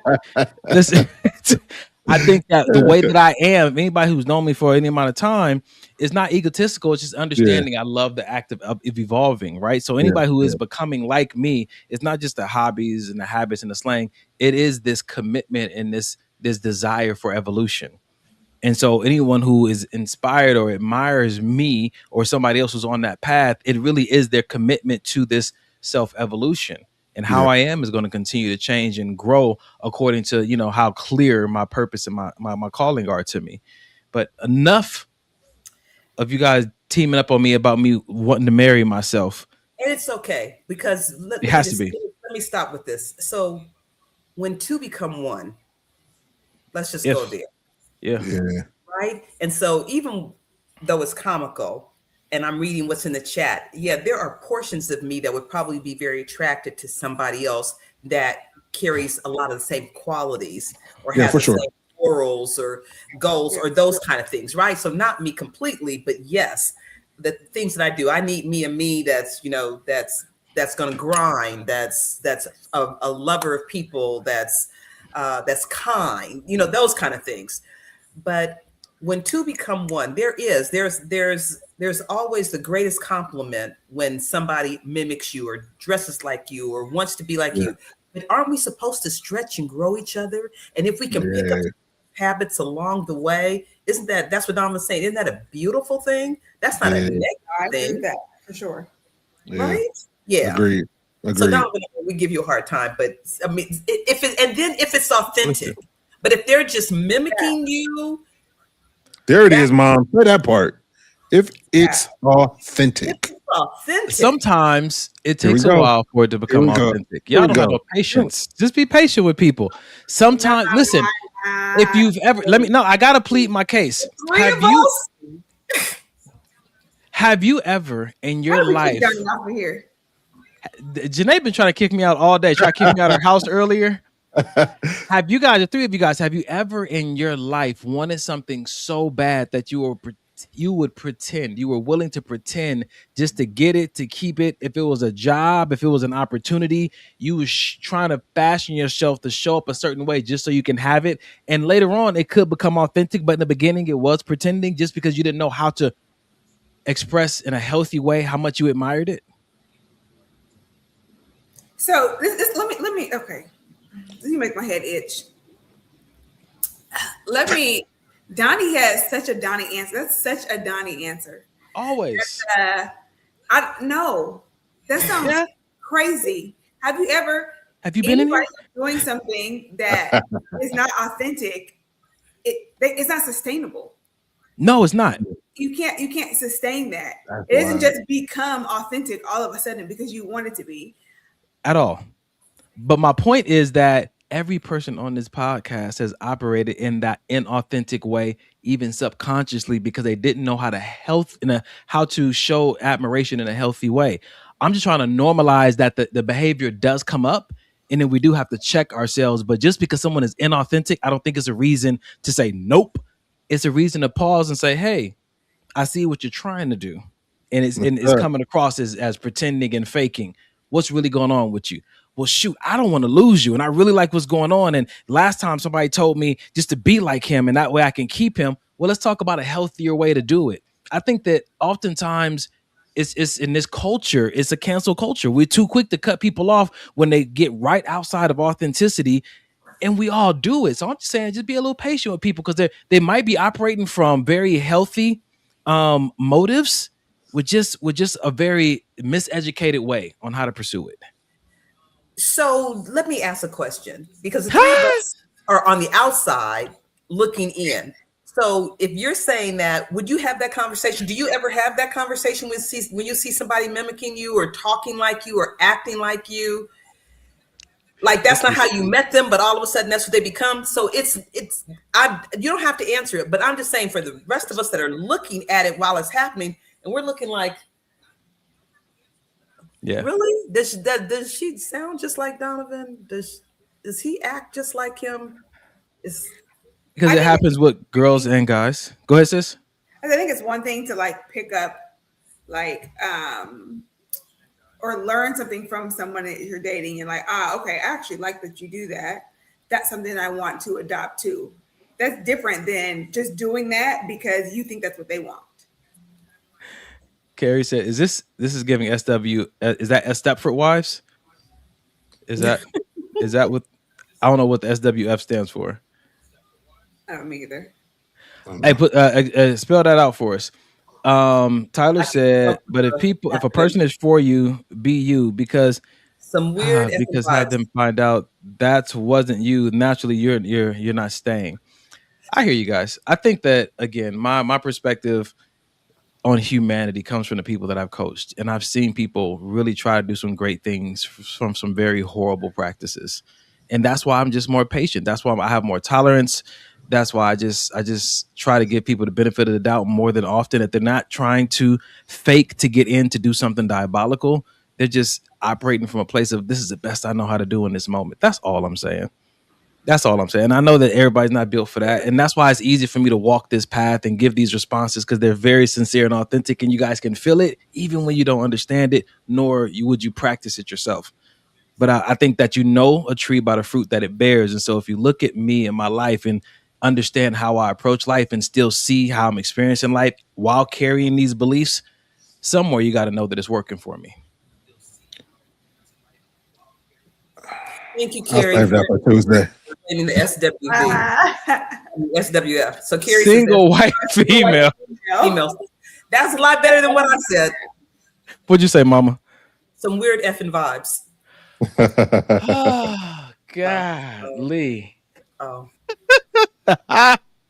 This is fair enough. What else y'all got? Please. Nothing. Did I just quiet the whole room? I'm sorry, you guys. Nah, me and you have this conversation probably every Tuesday. Mike is used to it like Janae, so it's understandable. It's fine. Don't Donnie talk me. I ain't got nothing to say. Listen, I don't. If I wasn't Donnie talking, then I'd be pretending and faking, right? No. I don't want to talk to life coach Donnie. I'm gonna talk to my brother Donnie. And see, so that's the way that people interact with me, like they have a remote to choose who they get to talk to. They don't. I have 12 people in here. Whichever one is passionate in the moment gets the microphone. Do you ever think that that's the wrong one that got the microphone? Why would I think that? I'm just asking. Is it ever the wrong one? No, if he overpowered the other 11, he got it. You got that, champ. You got it, bro. You know what I'm saying? But you already know, sis, even with my coaching sessions, I don't really deal with right or wrong. I deal with honest and dishonest. I think that on the road to evolution, on the road to just trying to become your best self, on the road to success, most time people get caught up on trying to do the right thing. Just do the honest thing. Just do the honest thing. Honesty gets you into a path of authenticity quicker than doing the right thing does. Because right is so vague according to who is telling you what's right and what's wrong. When you say honesty, are you saying be honest with yourself? Is there another option? Yeah, you can be. Well, so if honesty, if I don't know, honesty is saying, you know, you're not supposed to drive in the carpool lane, but you know your wife is on the passenger seat about to give birth or something, so you get in that carpool. You're being. I felt this was the right thing to do in this moment, even though society, the law says it's not. So there is. So that's what I'm saying. Are you saying be honest to yourself, or be honest to what your boss said at work? Your boss said that you couldn't leave at a certain time, but you know you got all your work done. Now you're just sitting there on the clock, not doing nothing.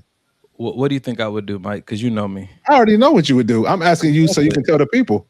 Honest with yourself. And I think that it gets tricky in that scenario because we're talking about laws and everything. But at the same time, at the end of this life, when you look back over how you lived this life, do you want to say I was a law-abiding citizen, or do you want to say I was authentic? I was honest with myself, and I allowed myself room to make mistakes, room to take risk, room to try, because I don't know what your story is and you're able to have it. But for me, I do want to be able to say that I lived a life where I tried to live while I was alive. Yeah. And that means I may have curiosities that I want to explore within discipline.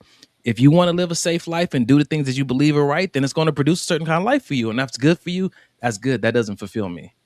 And my mom knows that I've not grown into this as I've gotten older. I've been like this since I was a child.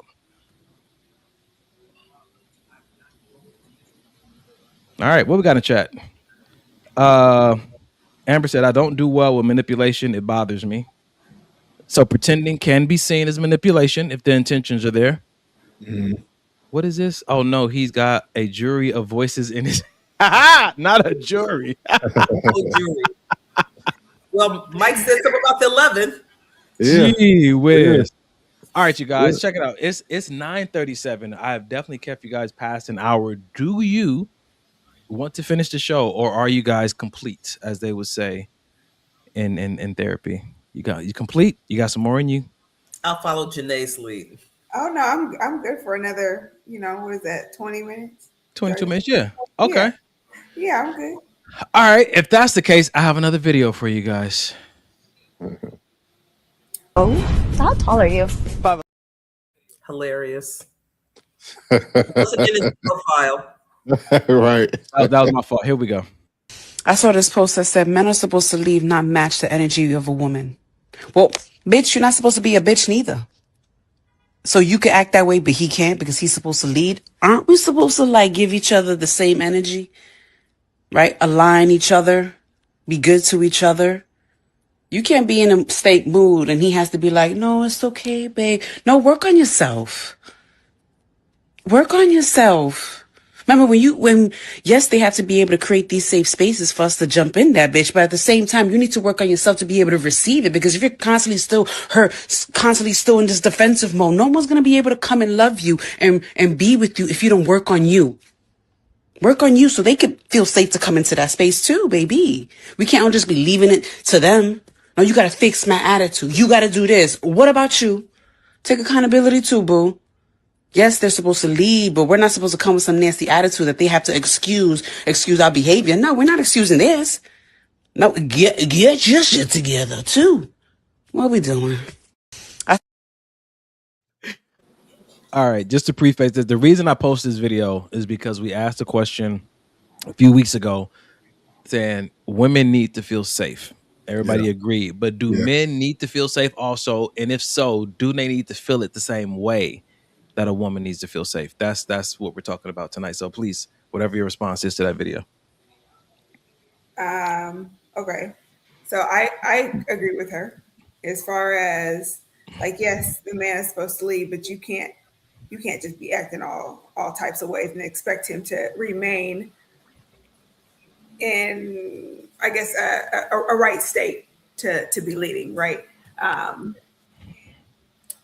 also think that dang, I lost my whole train of thought. Hold on. So while you thinking, babe, I'll say this.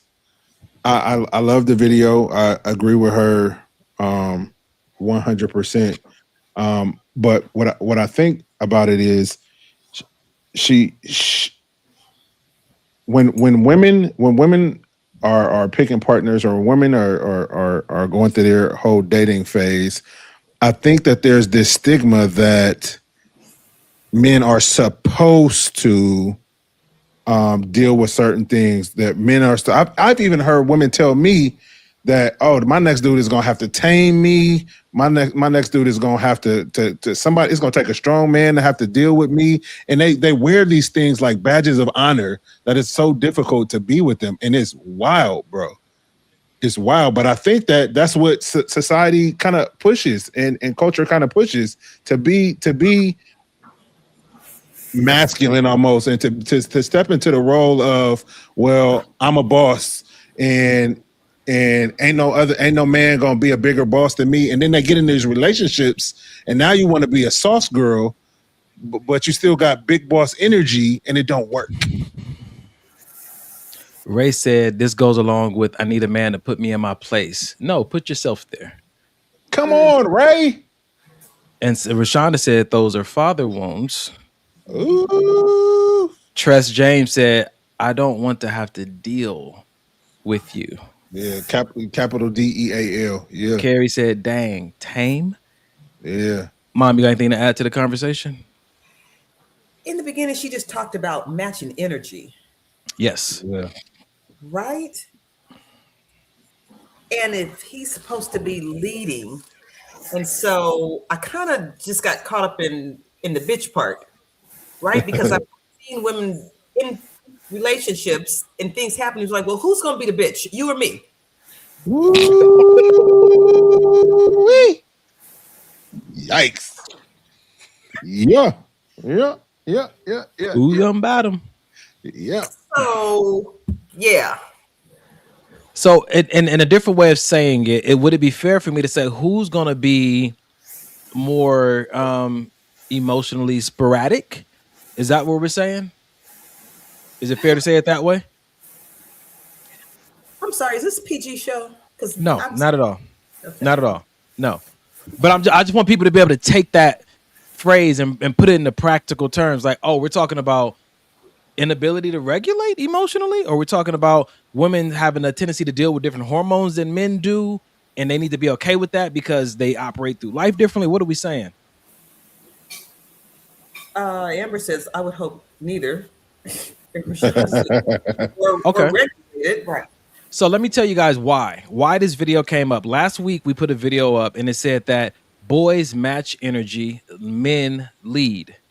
And it says that when a man walks in and you're in a bad mood, he doesn't match your energy. He instead stays regulated, stays solid, and leads you into a better place. That's his role as a man.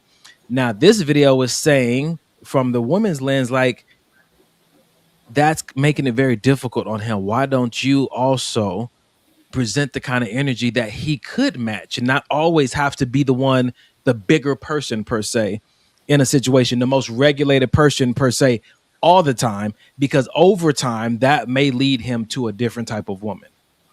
Because you could just say like, hey, I'm feeling away right now, or I'm not, in the best mood right now, you can say those things. He doesn't have to read your energy. You can just tell him where you're at.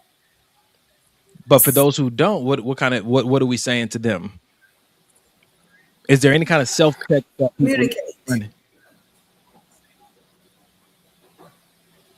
Okay. What does that look like? What's that conversation sound like? Can we play that out? Okay, I walk in and I have attitude. Uh-huh. Or Mike walks in and I have attitude. And I want to tell him, he's going to ask me, hey, babe, how's your day? I'm like, I had a really hard day today. It's not something I really want to talk about right now. I'm really kind of feeling away. I don't want you to think anything's wrong here. I'm just, kind of in a space when I want to talk, I'll come and talk to you about it. I like it. So Rashonda said something that matches. You said, babe, I need a few minutes to decompress. Yep. And so now I love that. And I agree with that being a very healthy response. The issue is that you were aware that you were in a bad space. What can we give people to help them stay aware of their state so that they can say, oh, shoot, let me present it this way. Some people are oblivious. They're even in that state. No, they're not. That. Because I was about to say the same thing. You're not oblivious. You're not. No, you're not. Talk about it. When you're not regulated. When you feel away. You're not oblivious. You don't want to talk about it. You're mad and upset for whatever reason, but you don't not know it. So is it fair for me to say that, and I'm about to just go there, and this is just for conversation's sake, that when a woman is going through that moment of her cycle and all hell is breaking loose, she comes afterwards and apologizes. Should I say your apology is not accepted because you knew what you were doing? You knew how you felt. You knew where you were, and you chose not to try to give me any kind of warning. If you know, I say you should have got the keys and just kind of left and went and took a drive. So I have a hard time with this because I've never experienced that dysregulation on my cycle. So I'm glad you just said that, because no woman I've ever dated has had that issue. I think that comes to, I gotta, and they can cancel me if they want to. I think some women use the cycle as a reason to just excuse. We're gonna use the bitch word since it's been going around, to just be a bitch, like an excuse. You know what I mean? I can just say what I want, do what I want, and this nigga got to deal with it. I can act like this, I can act like that. I'm not saying all women, but I'm just saying I've never, my mom, my sister, any woman I've ever dated, I've never been disrespected because, oh, I'm on my period, so now I'm gonna just be rude and nasty and disrespectful. But can't we turn that around? Yeah, both ways? Because when you talk about regulate, so if he comes in and it's the same kind of situation, does she regulate? Like, how does she respond to it? Because it happens. We're human. It could happen. The societal norm says that the man, that's part of his leadership. He should be leading the emotions for the household. That's what society says. That's emotional abuse. No, that's not. I'm agreeing with Mom. I don't think it should be the man's duty or the man's job. We're partners. It's both our job. Just like Janae can be, I'm raging and Janae can put her hand on my knee and calm me completely down. I should be able to do the same thing for her.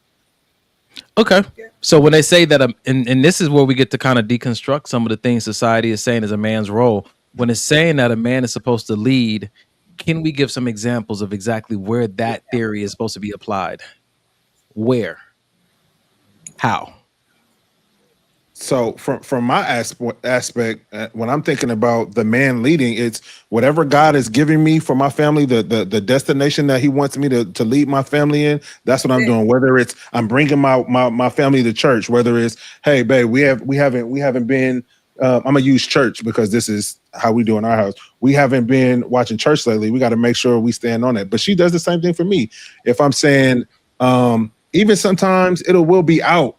And Janae and Denham not paying attention. Hey, you guys need to stop and recognize your surroundings real quick. We can't just be walking across the street, or we just can't be willy-nilly because we're out in public. You know what I mean?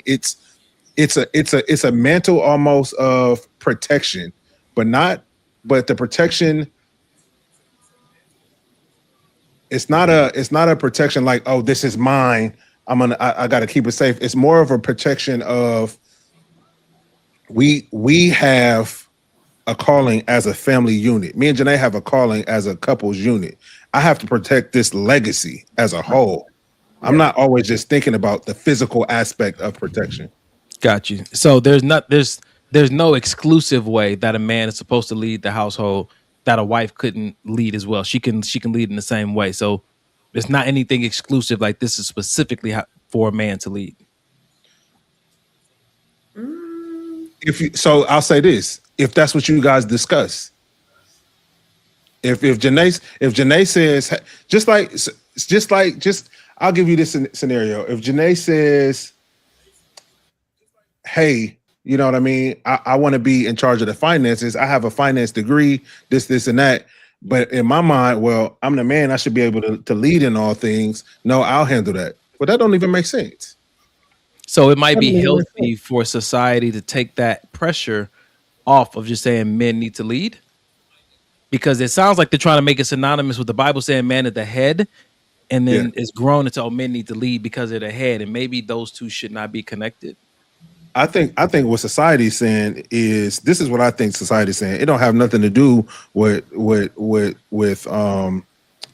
the Bible is saying. Society is saying because men are considered the stronger sex, then that's why they should lead. And I don't agree with that, because women are a lot stronger in other areas besides just physical brute strength. Okay. You see what I'm saying? So that's what I think society means by men are to lead. Because it always shows that, even when we going back in the times of the dinosaurs and the cave people, they always see the men going out and getting the food. The woman just staying at home, pitter pattering, not doing too much of nothing. That's what we've seen since we were kids. I'm not about to stay home doing nothing, but men were hunters. Right, and what did the woman? But what did the woman do? She we were making fire. Yeah. But you guys stayed at home. That's my point. In the animal kingdom, they talked about this. I was watching this documentary on dogs, and it says that women are more vicious. The female is usually more vicious than the male, because while the male is out hunting, the woman is at home protecting the children. She's where? Protecting the children. No, but where is she? Wherever the kids are. So, like what you said was at home. So that's one of the places. So, but my point is, men are always made to seem like we're always made to seem like the go-to, whether it's decisions, whether it's, whatever, protection, whatever it is that may be. But what I'm saying is, in a partnership, we can both share those roles, some of those roles. Got you. Like I mentioned the finance thing. I'm not leading in the finance in my house. Janae is. Ladies, do you guys have any correction you think society needs to make when it comes to these gender roles or title responsibilities versus husband and wife and stuff? Absolutely. That's wild. To everything that we talked about, like, where did this first start? Yeah. Who said that? And what makes that so? And times have changed. And so, once upon a time, yes, we were, as Mike said, we were at home, like, pitter-pattering. Whatever the pitter-patter is. But, because society did not recognize our workplace, right? Times have changed. We've become independent. We've evolved from that in a lot of great ways. But when you want to talk about leadership and you want to talk about it from a spiritual side, then it's because if the man is following after God, right? He's following the word. And so then she will follow her husband. But as far as you want to break it down into like roles and responsibilities, no, we're in a partnership here, and we're going to talk together and do what's best for this household. Absolutely. Whatever the strength is. Got you. And so that means, oh, sorry, sis, you want to add to that too? No, I was just agreeing. I said absolutely. I agree with that 100%. How do you guys feel about stay-at-home husbands? So I'm okay with it. Like if our finances allow, and I'm the executive of an organization, and his role at home is something that's beneficial to our family, I if that's what you want to do and you guys agree upon your husband staying at home, then that's fine. I myself don't want to stay home. But you hit the nail on the head. If that's what you guys, the two people in the relationship, agree on, and like I said before, everybody else, what they thought, society, other people, don't matter. What works for the marriage that you two are in? That's really all that matters. This is I think this is good conversation because I don't think we spend enough time deconstructing some of these norms that we feel pressure to fit into. And if we don't deconstruct them, we carry them with us into dating, into relationships, into marriages, not even knowing why we're making them such a big deal.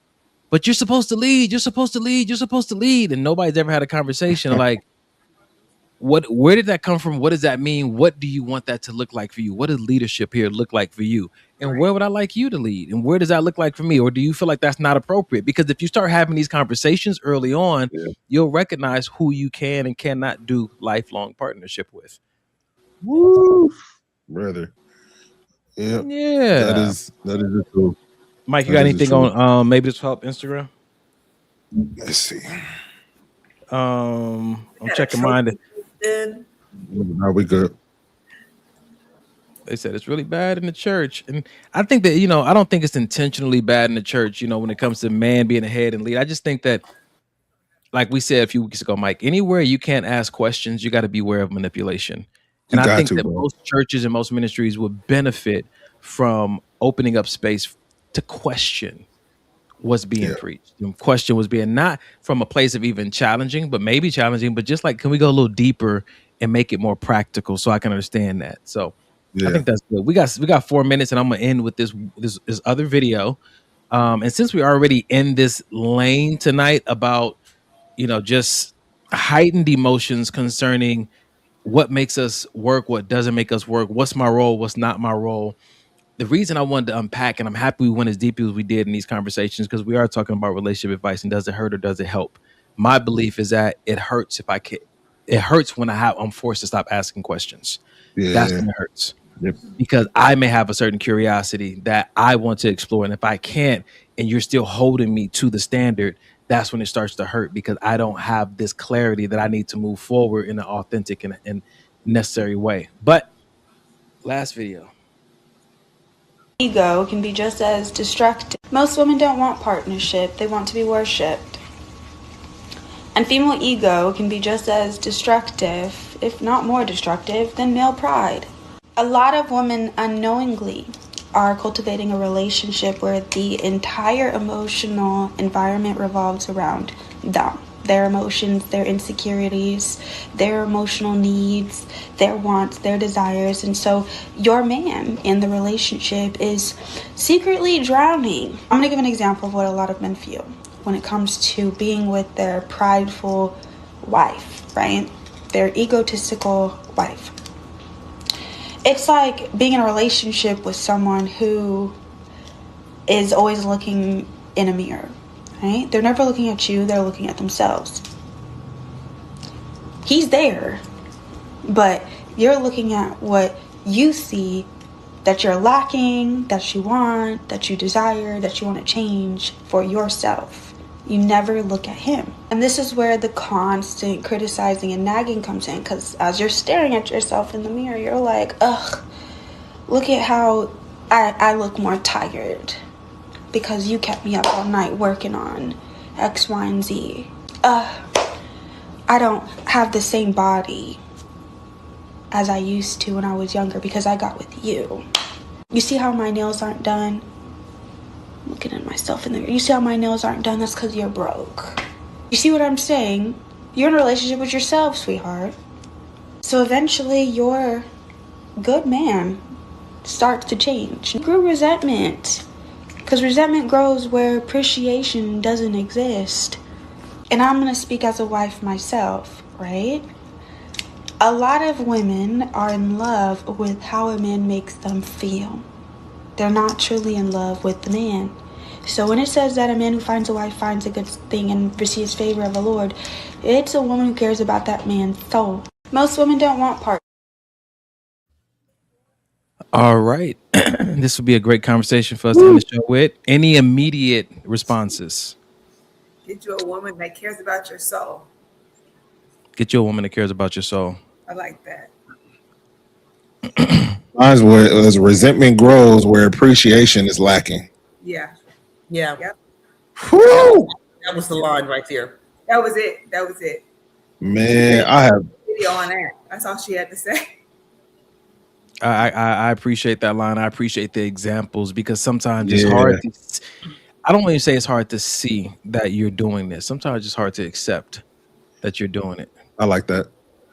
And again, you know what I'm saying? Go ahead, sis. When she started, it made me think of now, like women talk about wanting a soft life.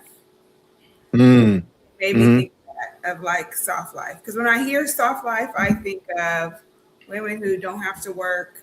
You don't really want for anything. You don't really have to cook or clean or do anything like that. They want to just be kind of taken care of. And so it just reminded me of these women who want a soft life. And I could be totally wrong. There may be some women who define soft life different than I define it. Yeah. And you know what's crazy about that, babe? I'm glad you said, what's crazy about that is good men like my brother and I, we would give you that soft life if we felt the appreciation. You know what I'm saying? It's the women that want the soft life that are not willing to give the appreciation, not willing to make that man feel like that man, that are asking for this soft life. You don't fucking deserve it. Like what? Like, what's crazy is honestly, and then to go further, it's like, are you with a man who can actually afford to do that? Because right now it's expensive to live in LA. Yeah. Like there's not many people. Because when I hear a soft life, I think of you want a man that's in the 1%. But I'm talking about just the willingness, though. I'm talking more so willingness. You know what I'm saying? There's that was horrible is that it's okay to have the soft life and be able to be the stay-at-home mom or not have to work. Yeah. But her tone and how she talked to him and what she required and how she's going to make him feel about this is your fault. The guilt, it's like he should have left. I was like, he needs to be on now and let you figure it out yourself. My nails look like this because because you're broke. Because you're broke. Let's see what they look like when I'm gone.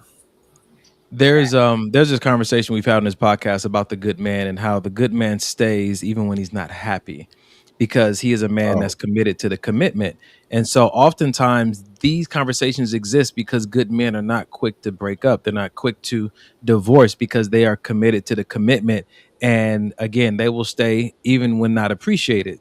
Now, slightly different from what Mike said. For me, I don't try to make anything when I'm in a relationship dependent on appreciation, because for me, what I was taught by one of my mentors is that when this is all said and done, it's going to be between you and God. Did you love her the way that he told you to, regardless of what she deserved? Because in marriage, it's love her as Christ loved the church. We don't deserve anything, but his commitment was to being a vessel, right?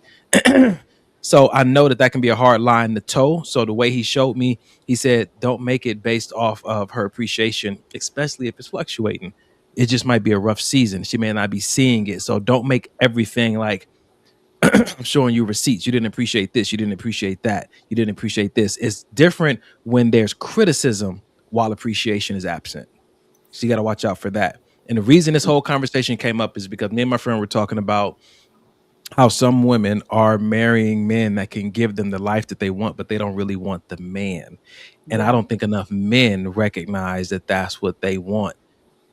That some women want the life, but they don't want you. And if you're a man that needs to be wanted, then that's something you might need to be aware of, that some of them just want the life. And as soon as you cannot provide the life anymore, they're not going to see a need for you. But like Janae said, that last line, but when you take the time when dating, ask the right questions, operate with enough patience to know if she cares about your soul, it's a different conversation. It's a different relationship. Yeah, that's facts. That's good. I think that tonight these conversations got pretty deep. And some people may have come across a very touchy subject that made them feel some type of way. And sometimes you can get emotional. Sometimes you can get in this headspace of, but what do I do now? Like provide a resource at the end of every podcast. When this says the Suicide and Crisis Hotline, even if you're not feeling suicidal, but especially if you are, you can have your own little personal crisis that you're struggling with right now that's keeping you from going to sleep, that's keeping you from being able to eat during the day, that just has you feeling anxiety all day. You don't have to even go through that alone. You can call 988. The counselor who picks up the phone is trained to listen if that's all you need. They're also trained to connect you with resources, reading materials, or therapists or support group. The number is designed to help you in ways that you need to be helped. Me and Mike offer this service. We let you know about this service because we're only here on Sundays and we can only do so much. We do care about you. We hope these shows are insightful and comical and funny at the same time. But for some of you guys, this is life or death. This is divorce conversations. This is what about the kids? This is I'm struggling with this relationship and it's hurting me and my mental health. Mm-hmm. The Suicide Crisis Hotline number is for you. Please screenshot this or share it with a friend. And as always, I'll say this, and I have to say it in every episode, just because you care about somebody doesn't mean you know how to care for them. If you know someone who's going through it and you want to get involved, reach out to this number first to ask them if your plan is going to be helpful or harmful, because you jumping in and saying you care but not really educated on how to talk to somebody in this place can make things worse. So just know that. Yeah. And me and Mike want to thank our guests tonight. Thank you guys for bringing balance to the conversation. Oh, sure. Any That's good. last words you guys want to share with the audience? Is there what? Any last words you want to share with the audience? I'll just say it again, what I said from that show that I used to watch. Love is attainable as long as you define it for yourself. Yeah, taking that with me. Yes. And my word is still going to be check-in. I love what you guys do. I love what you stand for. I love the messages that you send out. But I'm really touched by this last month, and check in on your friends, even those that you think that are doing well. Man, that's good, Mom. And don't think that just because we talk about the gender roles and the men being the leaders or being strong, that they don't need help. Check in. Yeah, that's good. Yeah. That's good. Bro, you got any last words? No, I ain't got no last words for these raggedy. So that means you praying us out? Father, we thank you for another great show. We thank you for bringing my mom and my sister here tonight to help us out. And Your sister? Your sister. Oh, okay. Your sister. My wife here tonight to help us out with the show, Lord. We thank you that as we go out into the world this week, that you just continue to minister to us. Anything that has stuck with us throughout this week, that we continue to today, that we continue to chew on that throughout the week, Lord. And hopefully it ministers to somebody and helps them out of a situation that maybe you don't want them to be in, Lord. And we just thank you and praise you for the continued success of the show. We thank you that, as the people continue to watch, that it does help them, Lord, that it does encourage them to do better, be better as we strive to be, Lord. We thank you and praise you for your surrounding angels as we go throughout our work week, school week, over ourselves, our children, and our families, Lord. In Jesus' name we pray. Amen. Man, I thought you were going to give us a long one for a minute there. You're about to get in a row. Nah. Ladies and gentlemen, thank you for joining us tonight. Until next Sunday. 2 Chainz. Bye, my honeybees. Can we talk? Come on and talk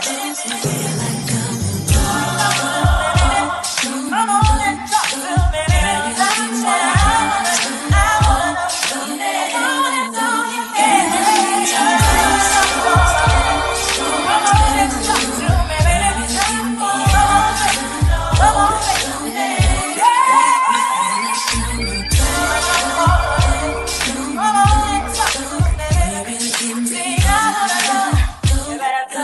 Come and talk to me. I really want to meet you, girl. I really want to know your name. Maybe this will help.